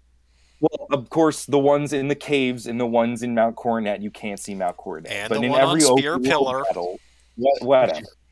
Actually, the fights inside Mount Coronet, you can see Mount Coronet in the background. Because it is Mount Coronet, yes. Yeah. Sorry to cases butt in aside. here. I need to slip out. Thank you so much for having me. This was so much fun. Yeah, I have to go. I'm so sorry. No, All right. celadonk, we're glad to have had you. Thank you for stopping by. And Glad thank you to for be here, sharing your too. opinions. Great. Thank you. All right. Goodbye. Bye. Cheers, Celadonk. So to finish up my very, very disoriented point, I agree, however, that although I think a lot of the details are clear and they did show a lot of details, care in those details with the models and the backgrounds, I still think that had they gone a bit further and used a lot of the and used the models from the battle animations in the overworld and redid the overworld, it would have gone over much better. That being said, once again, one last point I want to bring up, because I am very mixed on the art style. I thought that they learned their lessons from Let's Go, in that the models in that game, using the big models in the small overworld, just made it feel very, very constrained.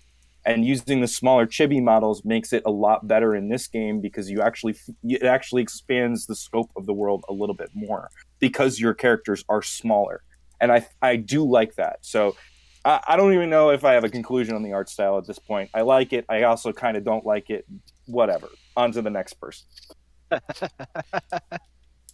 Good enough conclusion. I was just going to quickly say in the art style, I think it's a very pretty game, and it's another instance where actually the original Sinnoh, one of their strengths I felt was they also had a very strong art style. So in some respects, it was always going to be a challenge for these remakes to significantly improve on that. So I'm absolutely fine with the chibi style for the most part. I do find in some of those cutscenes, some of the characters don't blink as much as I would like them to. So they do indeed come across as a little bit creepy. But I do also especially love the backgrounds in battles and the ways that in which trainers, once defeated, the way they flail around, the way they react to their defeat. That's always very enjoyable to see. Oh, that just reminded me of something. Go ahead. I commented on this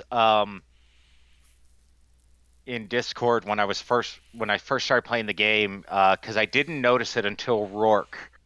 But I absolutely loved, just as a throwback to the originals.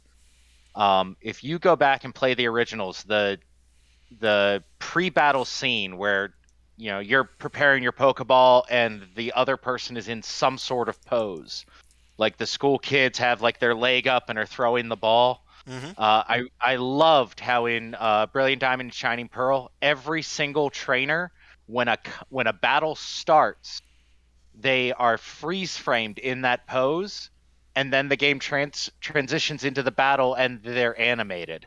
I just really liked how they included that little bit from the originals before moving on into their improvements.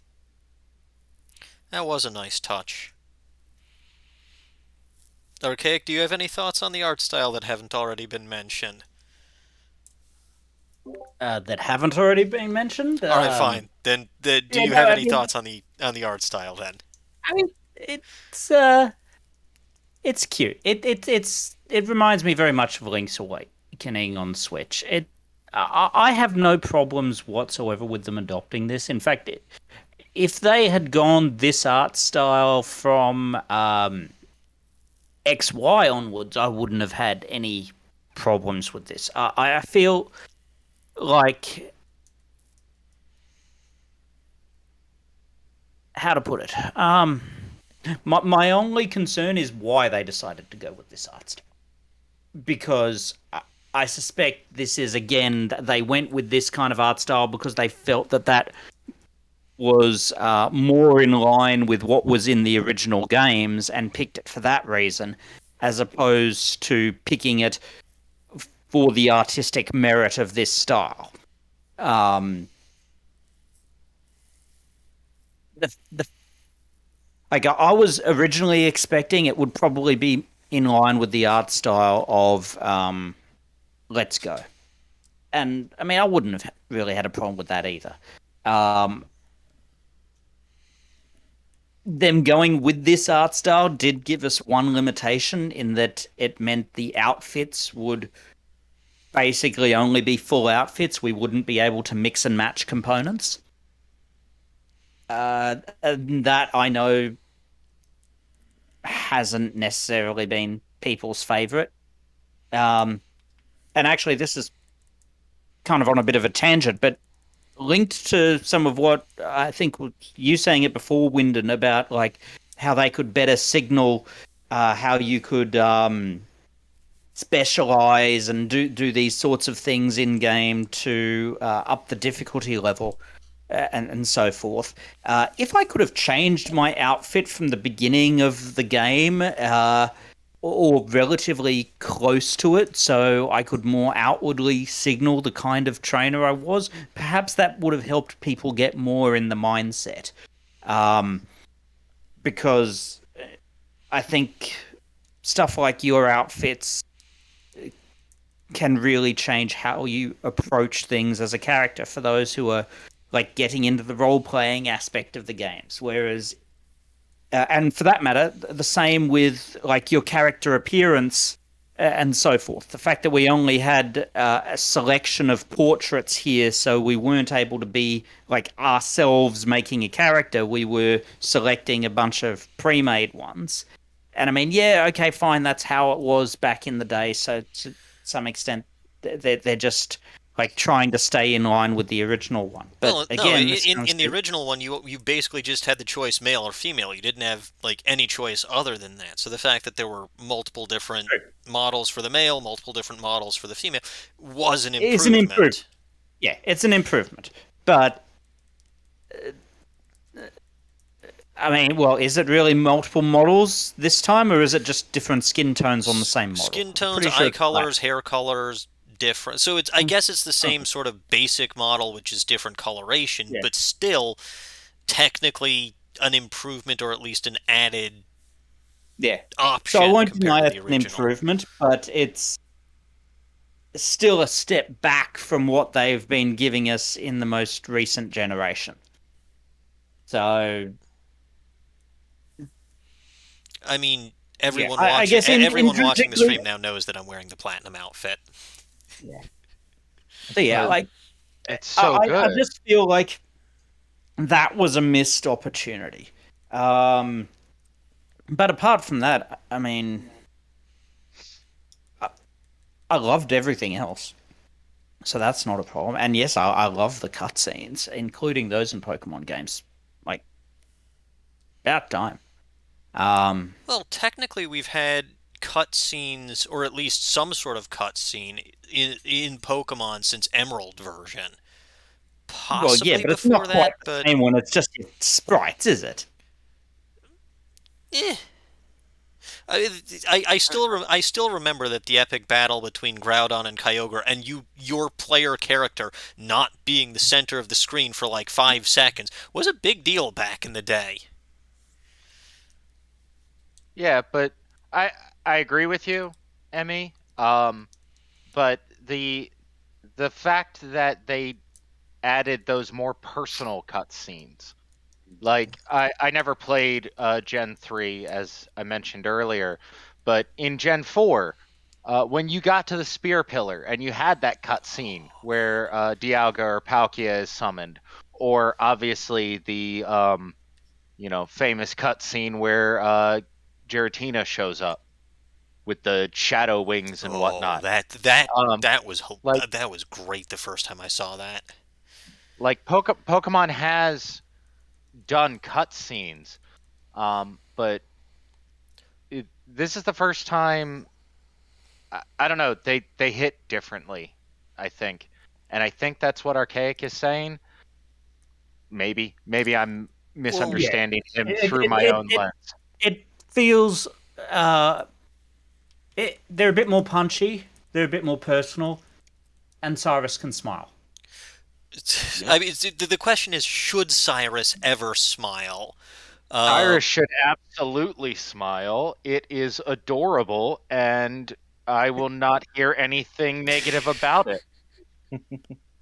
but I mean, I guess compare contrast these cutscenes to, I guess you could say, the first quote personal cutscene in a Pokemon game, which would be when N abducts you on the Ferris wheel in Black and White. And you actually have that cutscene where you see N and he's actually talking to you and his lips are moving. Well, I suppose the X transceiver was sort of the same, but like this is one where you are literally talking to the guy who is confessing to being the leader of Team Plasma. Now, to your point, there is a massive difference between a 2D image and a 3D, more interactive, world. And I again, the tiny details like Cyrus's smile might actually increase the punch of it, but it's the cutscenes themselves, even on the personal level, are not necessarily anything particularly new. Uh, to the example you just made, I think there's, for me, it's an immersion thing. Uh, the X transceiver cutscenes, all of those like 2D art cutscenes in black and white, they're very well done. They're well made, but they're so different from the rest of the game. The fact that the cutscenes in Brilliant Diamond and Shining Pearl they're done in the same style as the entire overworld game, but they zoom in, they give everyone a little bit more emotion to their movements. It feels more cohesive, I think is the word I'm looking for. Organic works as well. Um, it didn't take me out of the game the way that the cutscenes in black and white did. Very good point. And I also, so I've made it no I've made it fairly well known that I prefer a game content, and I'm not really sold on the cutesy stuff.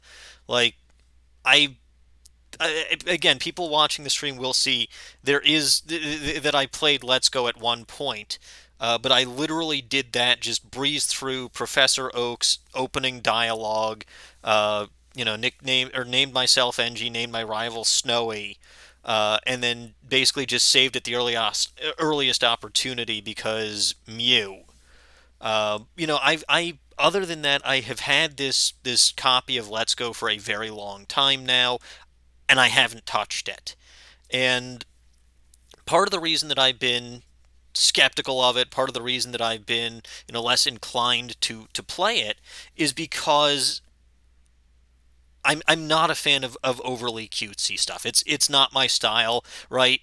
A guy whose favorite Pokemon is a walking killer death robot mixed with a supercomputer. Yeah, that's probably not the guy who appreciates Pokemon for being cute. But at the same time, when we saw this art style for the first time, it wasn't a deal breaker, and I actually don't mind it. Um, it's something that again, I don't. Okay, I agree. Having the cutscenes in the same sort of art style as the rest of the game does help with game immersion. Does help, make it make it less jarring when a cutscene shows up, which is good, and does help with immersive gameplay. Um, but as far as the art style of the game itself goes, I'm always someone who will go for content and gameplay over art style and aesthetics. Just in my person, but again, even I don't have anything particularly bad to say about this art style. I really don't dislike it. Despite the fact that in general I'm not a massive fan of the cutesy stuff. I actually kind of appreciate that they may have been going for the very squashed appearance that you have in like every single Pokemon game prior to XY. So, again, it's not something that makes or breaks a game for me. It's always noticeable, but I really I don't mind this probably as much as some people who are aware of my aversion to the overly cutesy stuff would think.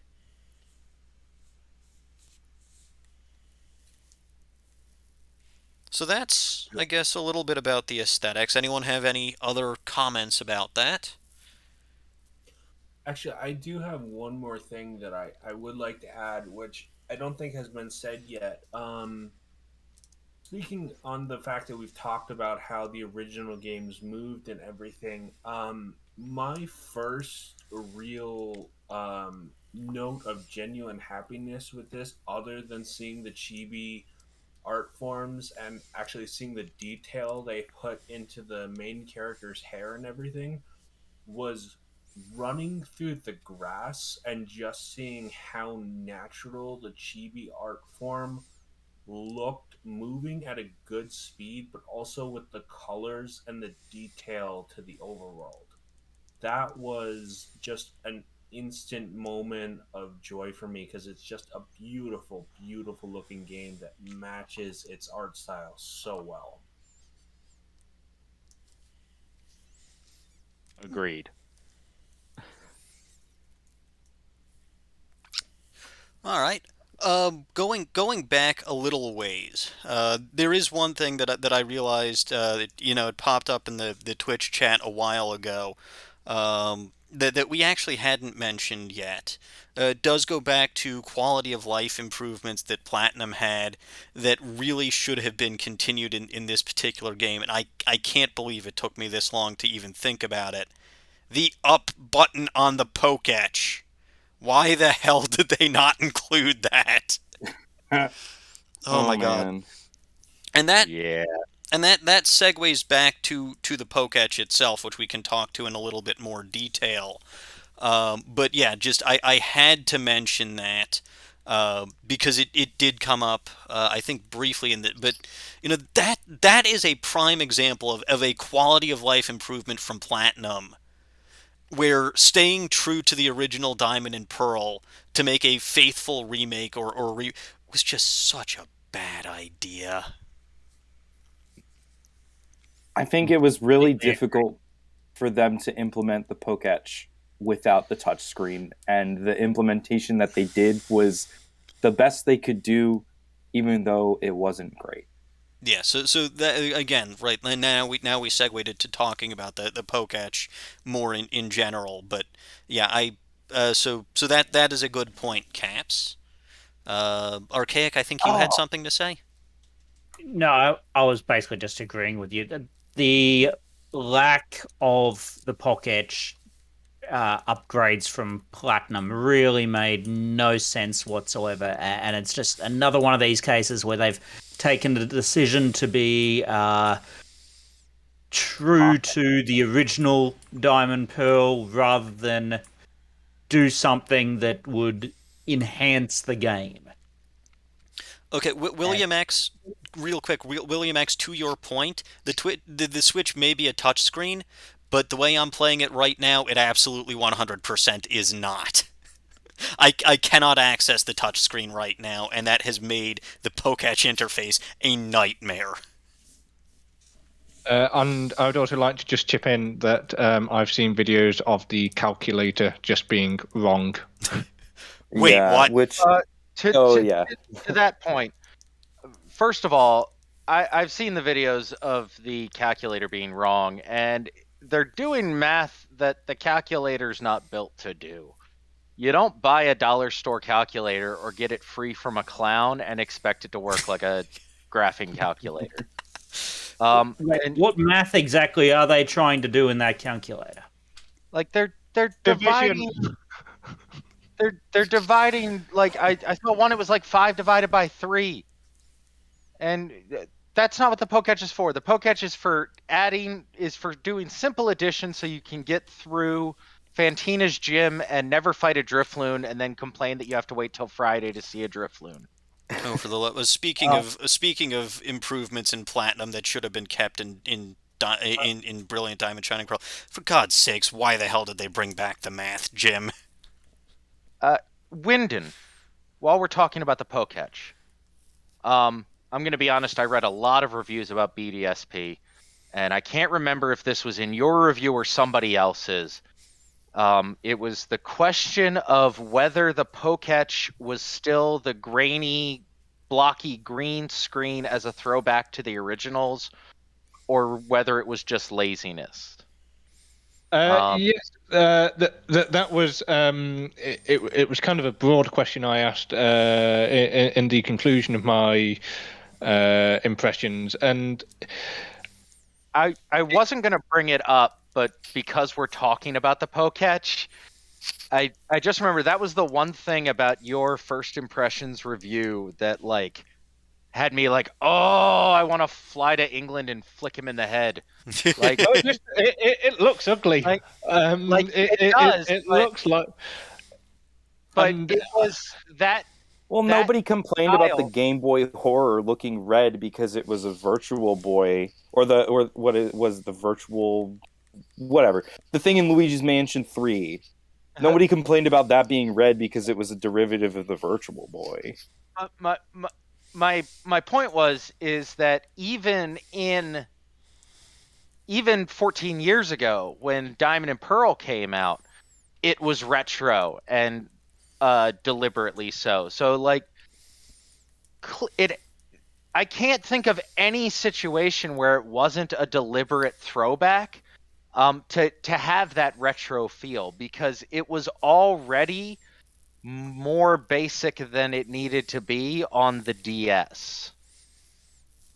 So The one problem with giving us a retro feel is when you change the other technology in the game so it doesn't have the retro feel. And it's like, uh, if we've already established that you have like wireless boxes and some of this other technology, like, and perhaps this is something they should have worked on, given that A, you've got a legendary involved with time in the games, and B, you're going to make explicit connections to a new game coming out that is supposed to be this same region of the past, but perhaps they needed to do a bit more situating the game in the timelines and to be clear that, like, well, yes, it's happening at this point, and you've got this watch because you don't have things like rotom phones and that invented yet in the world. Like, even just little immersive things where characters would talk about how like this professor is working on this technology, or something like that, would have gone a long way to helping it from an in-universe perspective. And if they'd done it that way, I wouldn't have had a huge problem with it. But They didn't given change that the technology. Platinum had, like, leaving out the Platinum improvements, it still just seems insane. I mean, they didn't improve the technology that much in the world. If you walk into a Pokemon Center, the PC is still that weird round screen on a blue pole, which I, to this day, don't understand. Like, what is that supposed to be? I don't To be get it. fair, I've seen computers like that in public areas before as a public access thing. I mean, it should have a keyboard in front of it, but having a screen that you stand up at and use, I mean, heck, if you imagine that as a touch screen that your player's interacting with, it's not that uncommon to, like, I mean, heck, the ordering things you'd see in McDonald's today. I mean, well, at least you see them here. That's how you order in Australia. Touch screens that are just standing up like that. Yep. Double quarter pounder and a Pikachu. Oh God. Would the double quarter pounder be made from Miltank? No, I mean, no, no, no, no, no, no, one can no. only hope. Let's not go into this. Well, to be fair, these are Sinnoh games, so we can mention the Sinnoh myths where you're actually explicitly eating Pokemon. Oh God. We could. We're going to have enough Sinnoh myth discussion when we get into, like, pre-release streams for Legends Arceus and if the games are occurring in the time frame when those myths were created. So let's just leave those for now. I wonder what roast Hitmonchan would taste like. I also want to point out, since we just like let it go by without saying anything, that Archaic said Pocketch, and that really bothered me. No. It had to be said. Etch. Well, it's an etch that you fit in your pocket. It's on your wrist. I'm pretty sure that's how it was pronounced in... Look, I mean, this generation, Gen 4 was the last generation that I actively played in Japanese all the time. Emerald, Leaf Green, I was living in Japan at the time. Diamond, I come back from Japan, played those in Japanese. I have actually been playing this game in Japanese as well, which excuses some of my delay. Actually, I've been playing in both Japanese and English. I've got multiple region accounts on my Switch. And yeah, that's how I always remember it being pronounced. All right. Well, okay then. So I guess... It also explains why I keep forgetting the English names of Pokemon from this region. That would be fair, yes. I guess the last major topic we can talk about, which we already had talked about, or at least a few of you have already talked about, would be the Grand Underground. So, what improvements do you think that there were from the original games? Do you like the Grand Underground? What are your general thoughts on the Grand Underground? CapsFan, I know we heard extensively from you on this. We'll start with Fitzy. I don't think you've given your opinion on the Grand Underground yet. Well, I did have a comment that I remember came to mind when Caps was talking about it. And then the conversation moved on and I never said anything. But Caps, you talked about your experience in the underground and it losing its luster as you went on because you're seeing the same Pokemon over and over again. I definitely had that feel when I played.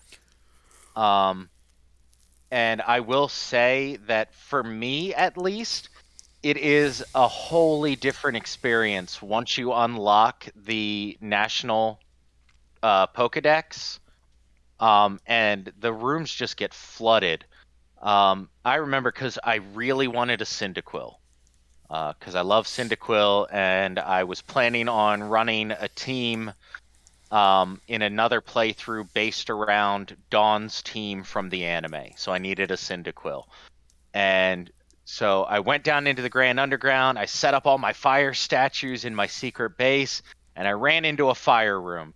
And the very first thing I saw is a Charmander, a Chimchar, and a Cyndaquil just walking around with each other.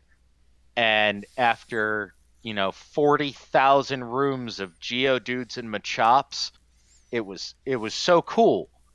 No, And it was very warm. that too. Uh, but the running around, and I actually have no idea how much of an effect it really is, but switching out the statues in my secret base and running in and out of a room and watching just totally different Pokemon spawn every time I entered, even just the same room. It was a whole different experience. It is a bit of a shame that that experience is locked to the post game, but I do understand why they did it. That being said, the mini game is awesome, just as it was in the originals. I still get like a jolt of excitement every time I find one of them shiny boxes in the wall that has a statue in it. And the hideaways post National Dex are a pretty fun way of finding all those Pokemon that are not in the base game of Brilliant Diamond and Shining Pearl. Archaic? That's my thoughts. No, those are very good thoughts. Archaic, what about you? This isn't going to be a popular opinion. Mining is tedious, and I don't like it. Boo! Get the heretic. I have no problem against the habitats we can find underground, except that again, I feel like this is another thing that does actually kind of destroy game balance. But I mean, the game balance is already destroyed, so whatever. Because I mean, there should be like a game balance to like which Pokemon you get in different areas to encourage you to experiment with your team a bit as you go through the game, and having early access to so many different Pokemon does kind of wreck that a little. Mind you, it seems to be offset, and I haven't checked the math on this, and I'm sure someone in the eventual comments on this is going to get angry at me and say, "Oh no, you're completely wrong." But at least where I am at the game currently, the catch rates on the Pokemon down there seem to be higher than they would for above ground. I'm You mean lower? Well, yeah, it's harder to catch them. I've had them like paralyzed on, if not one hit point, then very close, and they just won't get in the Pokeball. So presumably I need to buy Great Balls, but I've got like 50 Pokeballs on me, so I wanted to use them. I mean, hell, we've all got ridiculous amounts of Pokeballs thanks to the download code. So there was a download code. If you got the double pack, you got 100 Pokeballs for both games. Damn, I just got Brilliant Diamond. Oh well. But yeah, so they wouldn't get in the Pokeball. But that's been fine because it just made me go, whatever. I don't feel like wasting my time down here trying to get the perfect team at this point in the game. I just want to enjoy the game, and so I've been like after setting up my base and getting a few initial statues down there, I've been trying to ignore the underground now, and I'll come back to it like probably before the Elite Four. I'm guessing that's generally about the time I start to slow down in Pokemon games and try to build a better team as opposed to just build something to get me through. And I mean, I do appreciate the fact that with those Pokemon down there, they grow in level as you go through the game and get more gym badges. So they're always going to be useful to level grind with if you need that. So I mean, the original games were a bit grindy. These ones obviously a lot less so with the XP share. So leveling up a team to challenge the elites if you found that the Pokemon you'd trained are just not suited to it shouldn't be too much of an issue. Archaic just reminded me of the thought that I had forgotten during my turn. Mm-hmm. Even with the Grand Underground, the earliest that you can get an ice room is underneath Celestic Town, and I really wish that the Pokemon Company would stop hating my favorite type. Some types do tend to get treated as if they're advanced types. That's true. And you'd wonder why ice is one of them, considering defensively ice is horrible, and it's not that great offensively either. I mean, I it's was gonna one. say, isn't it mechanically like one of the worst types? It is also the smallest type, True. but yeah.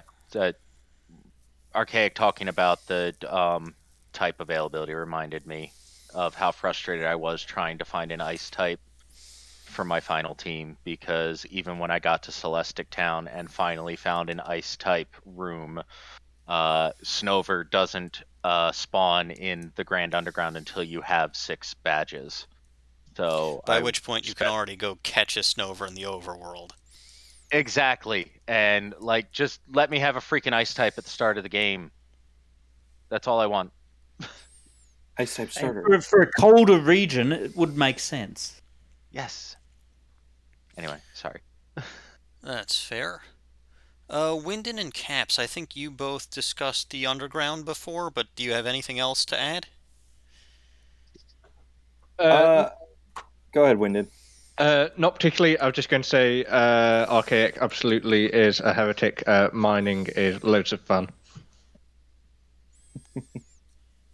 I'll echo that and also respond to the catch rate thing. I think that's partially because the levels of the Pokemon in the underground automatically scale up the more badges you get, and they'll automatically be much higher than your current level, even if you've grinded a bit. So I think that might just be due to their level and not necessarily due to their explicitly coded catch rates. They're below my level. I haven't been grinding at all. Well, in that case, I have no idea. You're probably right. No, I think the math has been. Go ahead. Sorry. I basically just focused on playing the same group of Pokemon with relatively little changing in and out. So that might be why. But like, at 3 badges, the Grand Underground levels are supposed to be 29 to 33. 2 badges, 25 to 29. And not all my party has necessarily matched those levels, at least when I went down there, but the ones I was using to try and catch them did at least match, if not exceed, the level at all times. So, well, I've heard from a lot of people. I don't know if they did the math or if they're just speaking anecdotally, but it does seem to be that the wild Pokemon's level relative to your party's level affects its catch rate. So even if your team is over leveled for the Grand Underground is almost always going to have a worse catch rate than overworld Pokemon, because they'll almost always be of a higher level than whatever routes you should be at. Right, that's kind of along the lines of what I was trying to say. I'm actually pretty sure the math has been done on that at this point, and it's Yeah. been conclusively proven that the underground Pokemon do have harder catch rates than the ones that are above ground. Um, why? Mechanically, I don't know, but again, I'm sure someone somewhere. In fact, I know. Uh, I've heard that it's been confirmed. I've heard that people have actually done the math on it, and it's not purely anecdotal. I mean, I'd love to see the math on that at some point. Given that I am an engineer, I actually might be able to understand it. But I haven't done the math myself. But again, empirical observation and other people mentioning, yeah, no, this has been done, and it's a known fact that they've got harder catch rates in the Grand Underground. I've heard both of those before. yeah. I mean, honestly, I don't mind that they would have a harder catch rate. It would make things feel more special when you did catch them, and it means that you're not destroying the game balance as much because, oh, well, if someone's good enough to catch these Pokemon anyway in these harder circumstances, then that means they're probably already Broken. dominating things anyway.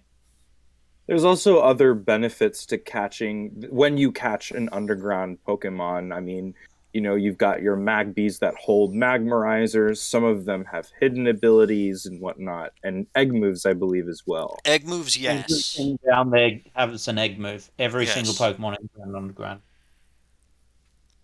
Um, Even if they're useless. extra sensory on Hey, Togepi was pretty useful. Dragon I Rush Rhyhorn, my I caught a beloved. I caught a Gastrodon that had spit up, but not stockpile. Lol. Lovely. Nice. Um, but yeah, so I guess I haven't really given my impressions of the Grand Underground as yet. First of all, I loved the Sinnoh Underground in Diamond Pearl Platinum. Normally, I will say I never actually played that with other people. By the time I started playing Diamond Pearl and Platinum, everyone had already moved on, and I never had anyone in the underground to play with. So when I needed to do the multiplayer stuff in my Platinum Let's Play, I literally popped open my second 2DS and showed up in the underground with an alternate account. I do miss traps. I do miss the whole capture the flag thing. Although I will also admit, with the whole being able to do this completely on the internet now, instead of just local, it's probably very good for me that this capture the flag stuff has gone by the wayside, because everyone who has watched my Twitter stream, or not my Twitch stream, will know exactly where my secret base is. So I'd just be getting my flag stolen left and right, which is not pleasant. But I do miss capture the flag. I do miss the traps. On the other hand, oh my god, I love Pokemon Hideaways, and one of the things that I dislike the most about them, I mean, Caps already mentioned something about, the Magby holding the Magmarizer or the Elekid holding the Electrizer. So you have Pokemon that are not available in the Diamond Pearl decks, right? And they're holding the items needed to evolve them to their fully evolved forms that were not available, again, in the original Diamond Pearl. Why the heck could they not do the same thing for Gligar? Why was there this inconsistency in there where some Pokemon that are available have their evolutions available, and others, like, you either should have had Gligar available early in the underground, or with the evolution, or just not at all. And then, again, if you were going to have Platinum Dex Pokemon available in the game through the underground, why not the entire Platinum Dex? At least as far as the non-legendaries and what have you goes.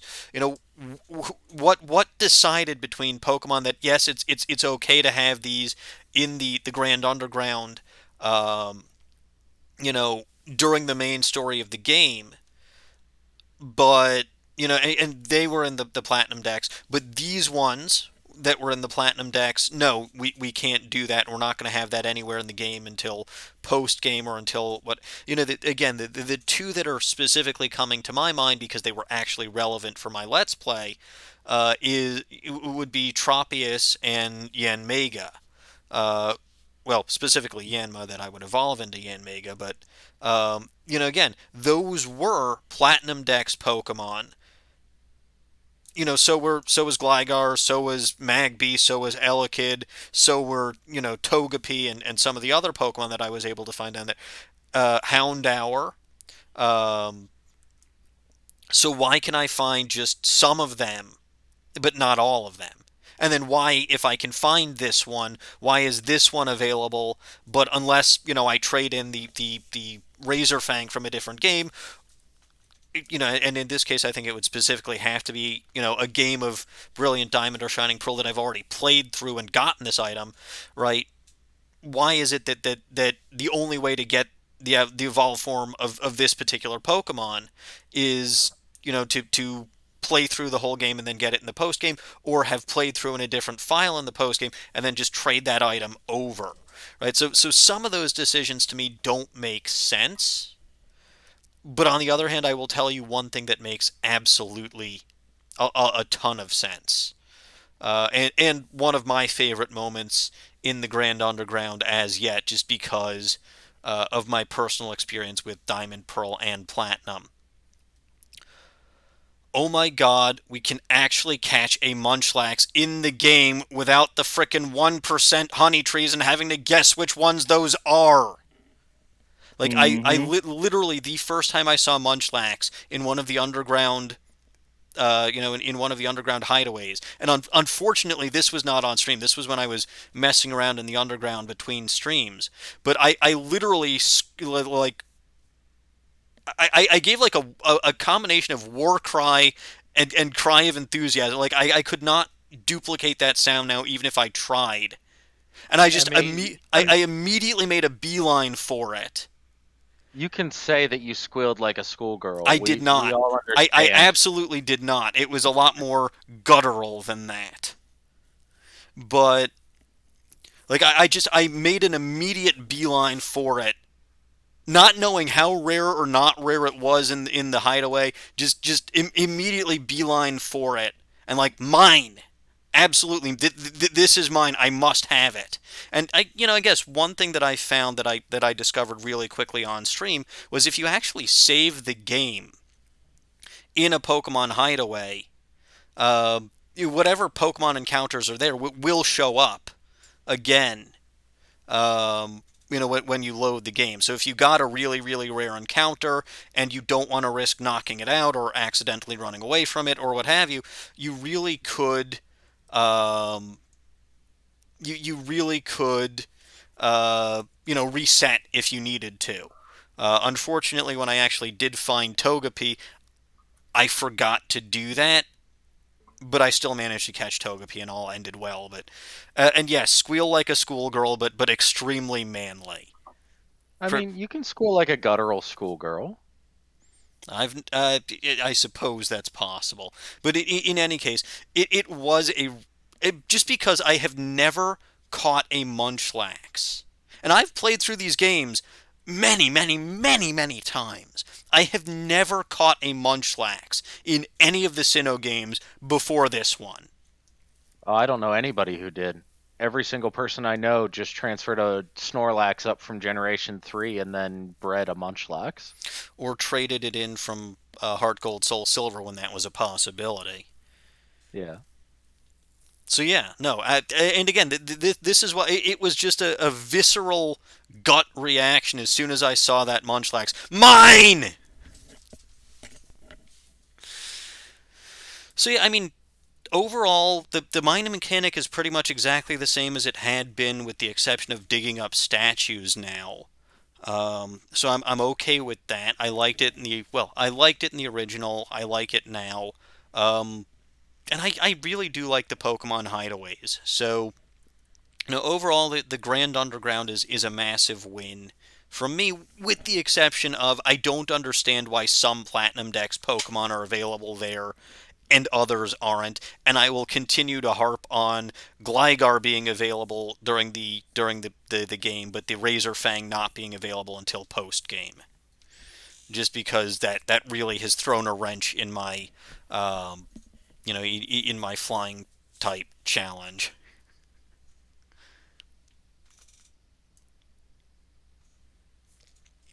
Yeah, I do think that the inclusion of some of those base Pokemon in the underground without their evolutionary items is quite just perplexing. That's all I really have to add on the competition. Or without a means of getting that item during the main story of the game, because you could have put that in the above ground somewhere too. Get rid of the one of the million tiny mushrooms for a Razor Fang. Because it was a hidden item in Platinum, but it was there. Right. Route 214, there was a good spot there. But again, Faithful remaking that. Okay, then give Gligar the Razor Fang in the underground. Right? Do something. Don't just give me Gligar when this is the generation that is renowned for having for giving it Gliscor. Mm-hmm. This is the only instance that I'm personally aware of where that happened. But again, that's just because that directly impacted my mono flying type playthrough. And again, me being particularly disappointed about Tropius and Yanmega.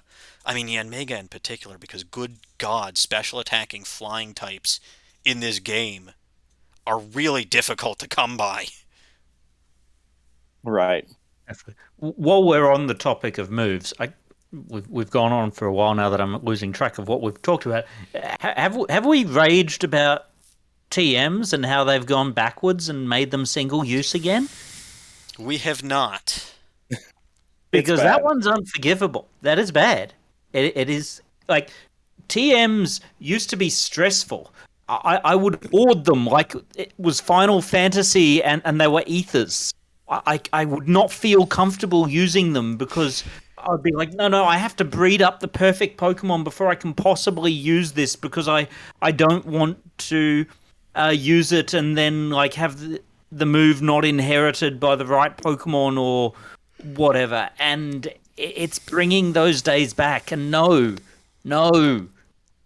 So give me my unlimited TMs. They somewhat, and I say somewhat, they somewhat mitigate that by having people, when you get a TM from a person, it's multiple copies of the TM. Gym leaders in particular, I think they give you 5 copies. Other people will give you 3 copies of a TM. So they somewhat mitigate that, and by making it accentuates the whole fact that we're not unlimited.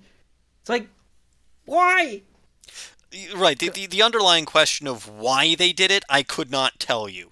But at least they'll give you multiple copies of the TM to sort of make up for that, with the exception of the ones you find in the field, which of course includes Earthquake. I was delighted to find. I was on a personal note. I was delighted to find that Gligar can actually learn Earthquake by level up in this game, and promptly taught Earthquake to Gyarados. Well, also thanks to the Grand Underground, there aren't, as far as I know, any one-time only TMs.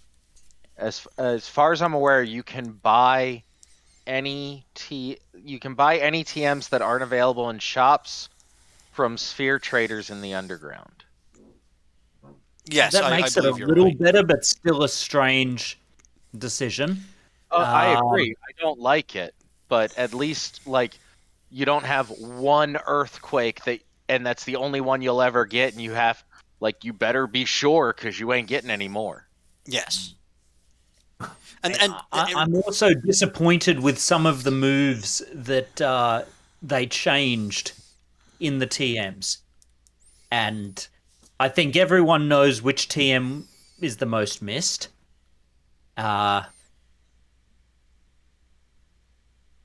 Maybe there's not much. Return, TM27. All right, that's fair. I wasn't sure if you were going to say Return or Hidden Power.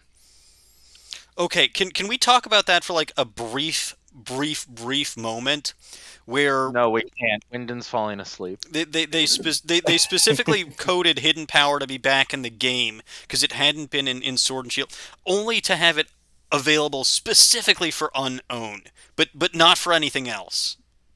Why? I don't know. Personally, I'm glad it's gone. I always felt that hidden power contributed to a lazy metagame. I think Oh. that not being able to breed for the perfect hidden power means that you actually have to put a little bit of thought into your move sets, especially in terms of coverage moves.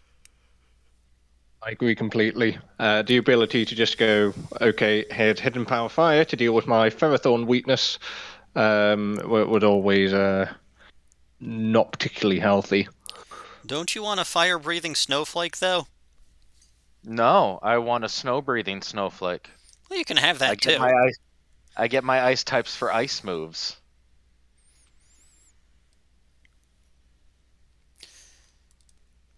But yeah, no. Changing TMs back to one-time usage was an odd choice. Given the fact that they did that, though, I think they did that about as well as they could have by making the TMs, especially the big ones like Ice Beam, Thunderbolt, Flamethrower, very easily and readily accessible.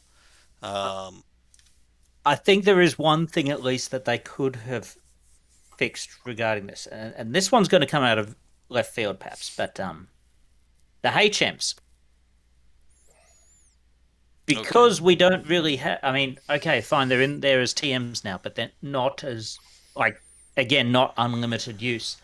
Some of those HM moves were actually very, very useful early game when your Pokemon don't have a lot of powerful moves. And not just being able to spam cut on my Pokemon, knowing that I'll be able to get rid of it later in the game, is a little disappointing because that's one of the moves that could make a otherwise useless early game Pokemon viable to use for like a couple of gyms. On the flip side, I had no hesitation at all about dropping Rock Smash onto my Chimchar because I knew I didn't have to wait until the move deleter to get rid of it. Well, you don't even need to. Did you need it on him for any particular purpose? Rourke. Oh, of course, because you use Chimchar, and so you need, yeah. Yeah, and I didn't pick up a Badoo, so I had no grass or water types heading into Rourke's gym. Oh, good which is part of lord. why I Zubat like has it. absorb now. Grass? You should have had a grass.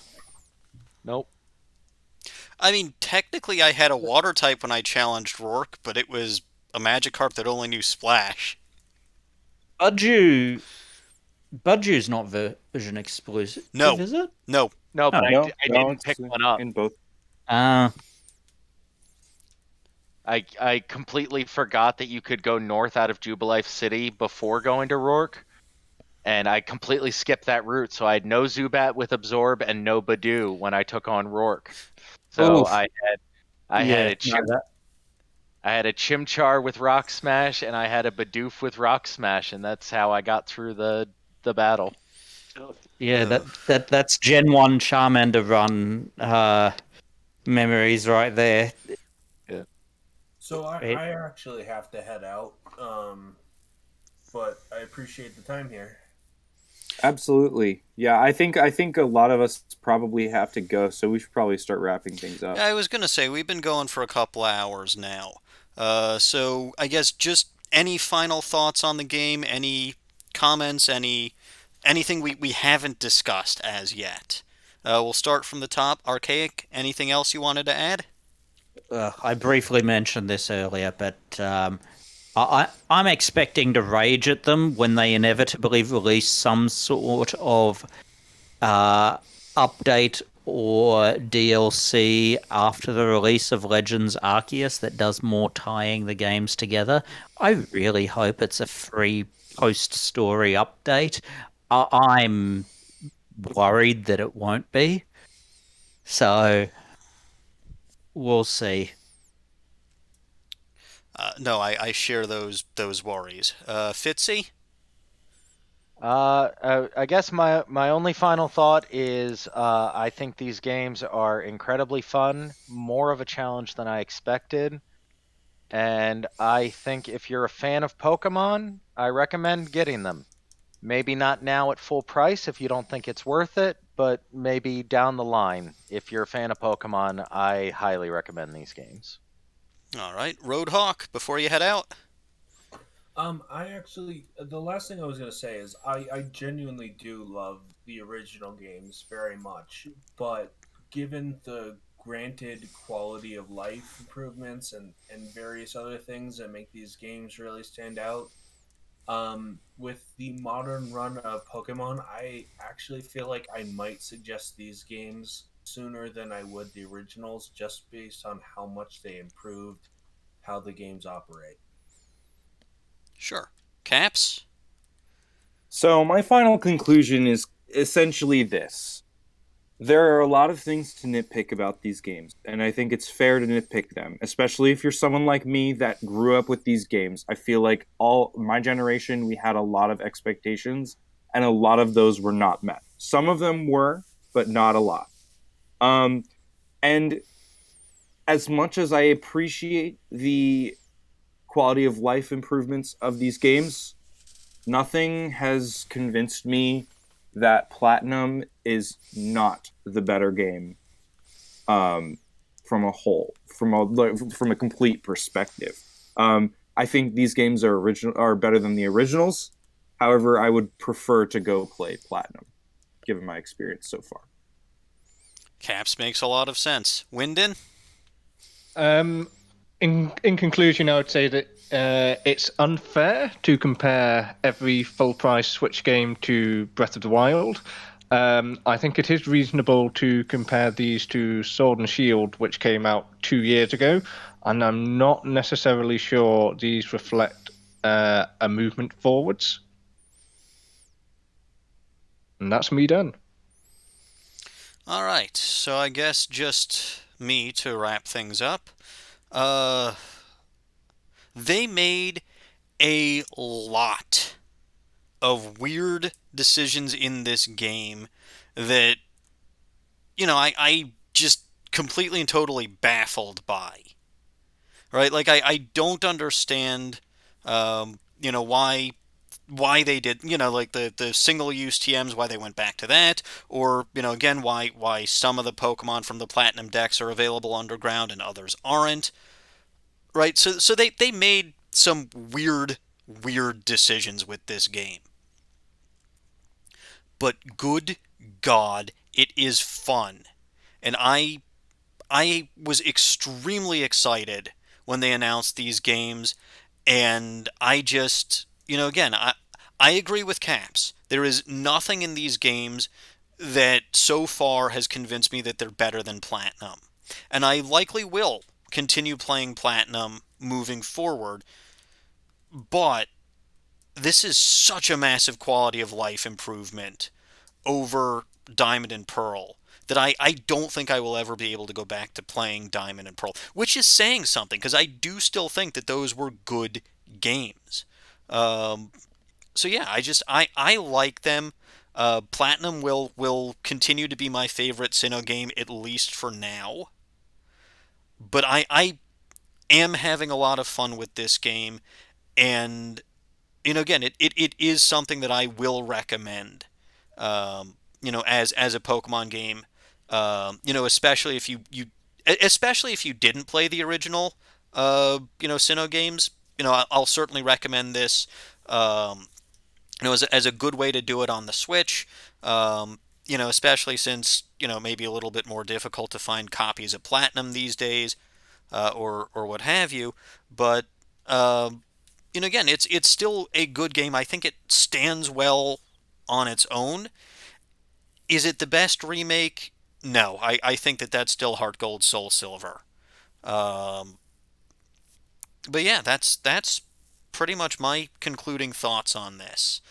So I do want to thank you all for taking the time to discuss these games with me tonight, and to hang out with me as I've been trying to shiny hunt for Dialga and failing miserably. This Bulbacast became a three-way crossover between my shiny hunting series Bulbacast and my Brilliant Diamond run through, and I am just so amused by that. So, thank you all for being here. Thank you all for talking to me about these games. And it's been a great discussion. If any of you want to hang out for about another hour or so, I'll probably keep on shiny hunting, but that's it for the cast as far as I'm concerned. You have fun with that. I'll be going to bed. Good night. Yeah, no, Morning. I'm about 2 hours late for lunch, so I'll catch you later, and well, I'm sure we'll be having another long discussion in the near future in the lead up to the release of Legends Arceus.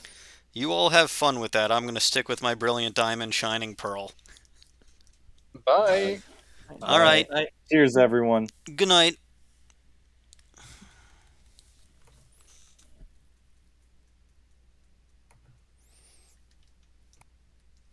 Looks like I'm all alone now.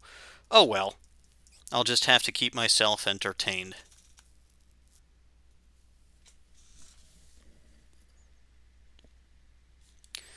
See you around. Thank you for stopping by. Hey, Swifty, you still here?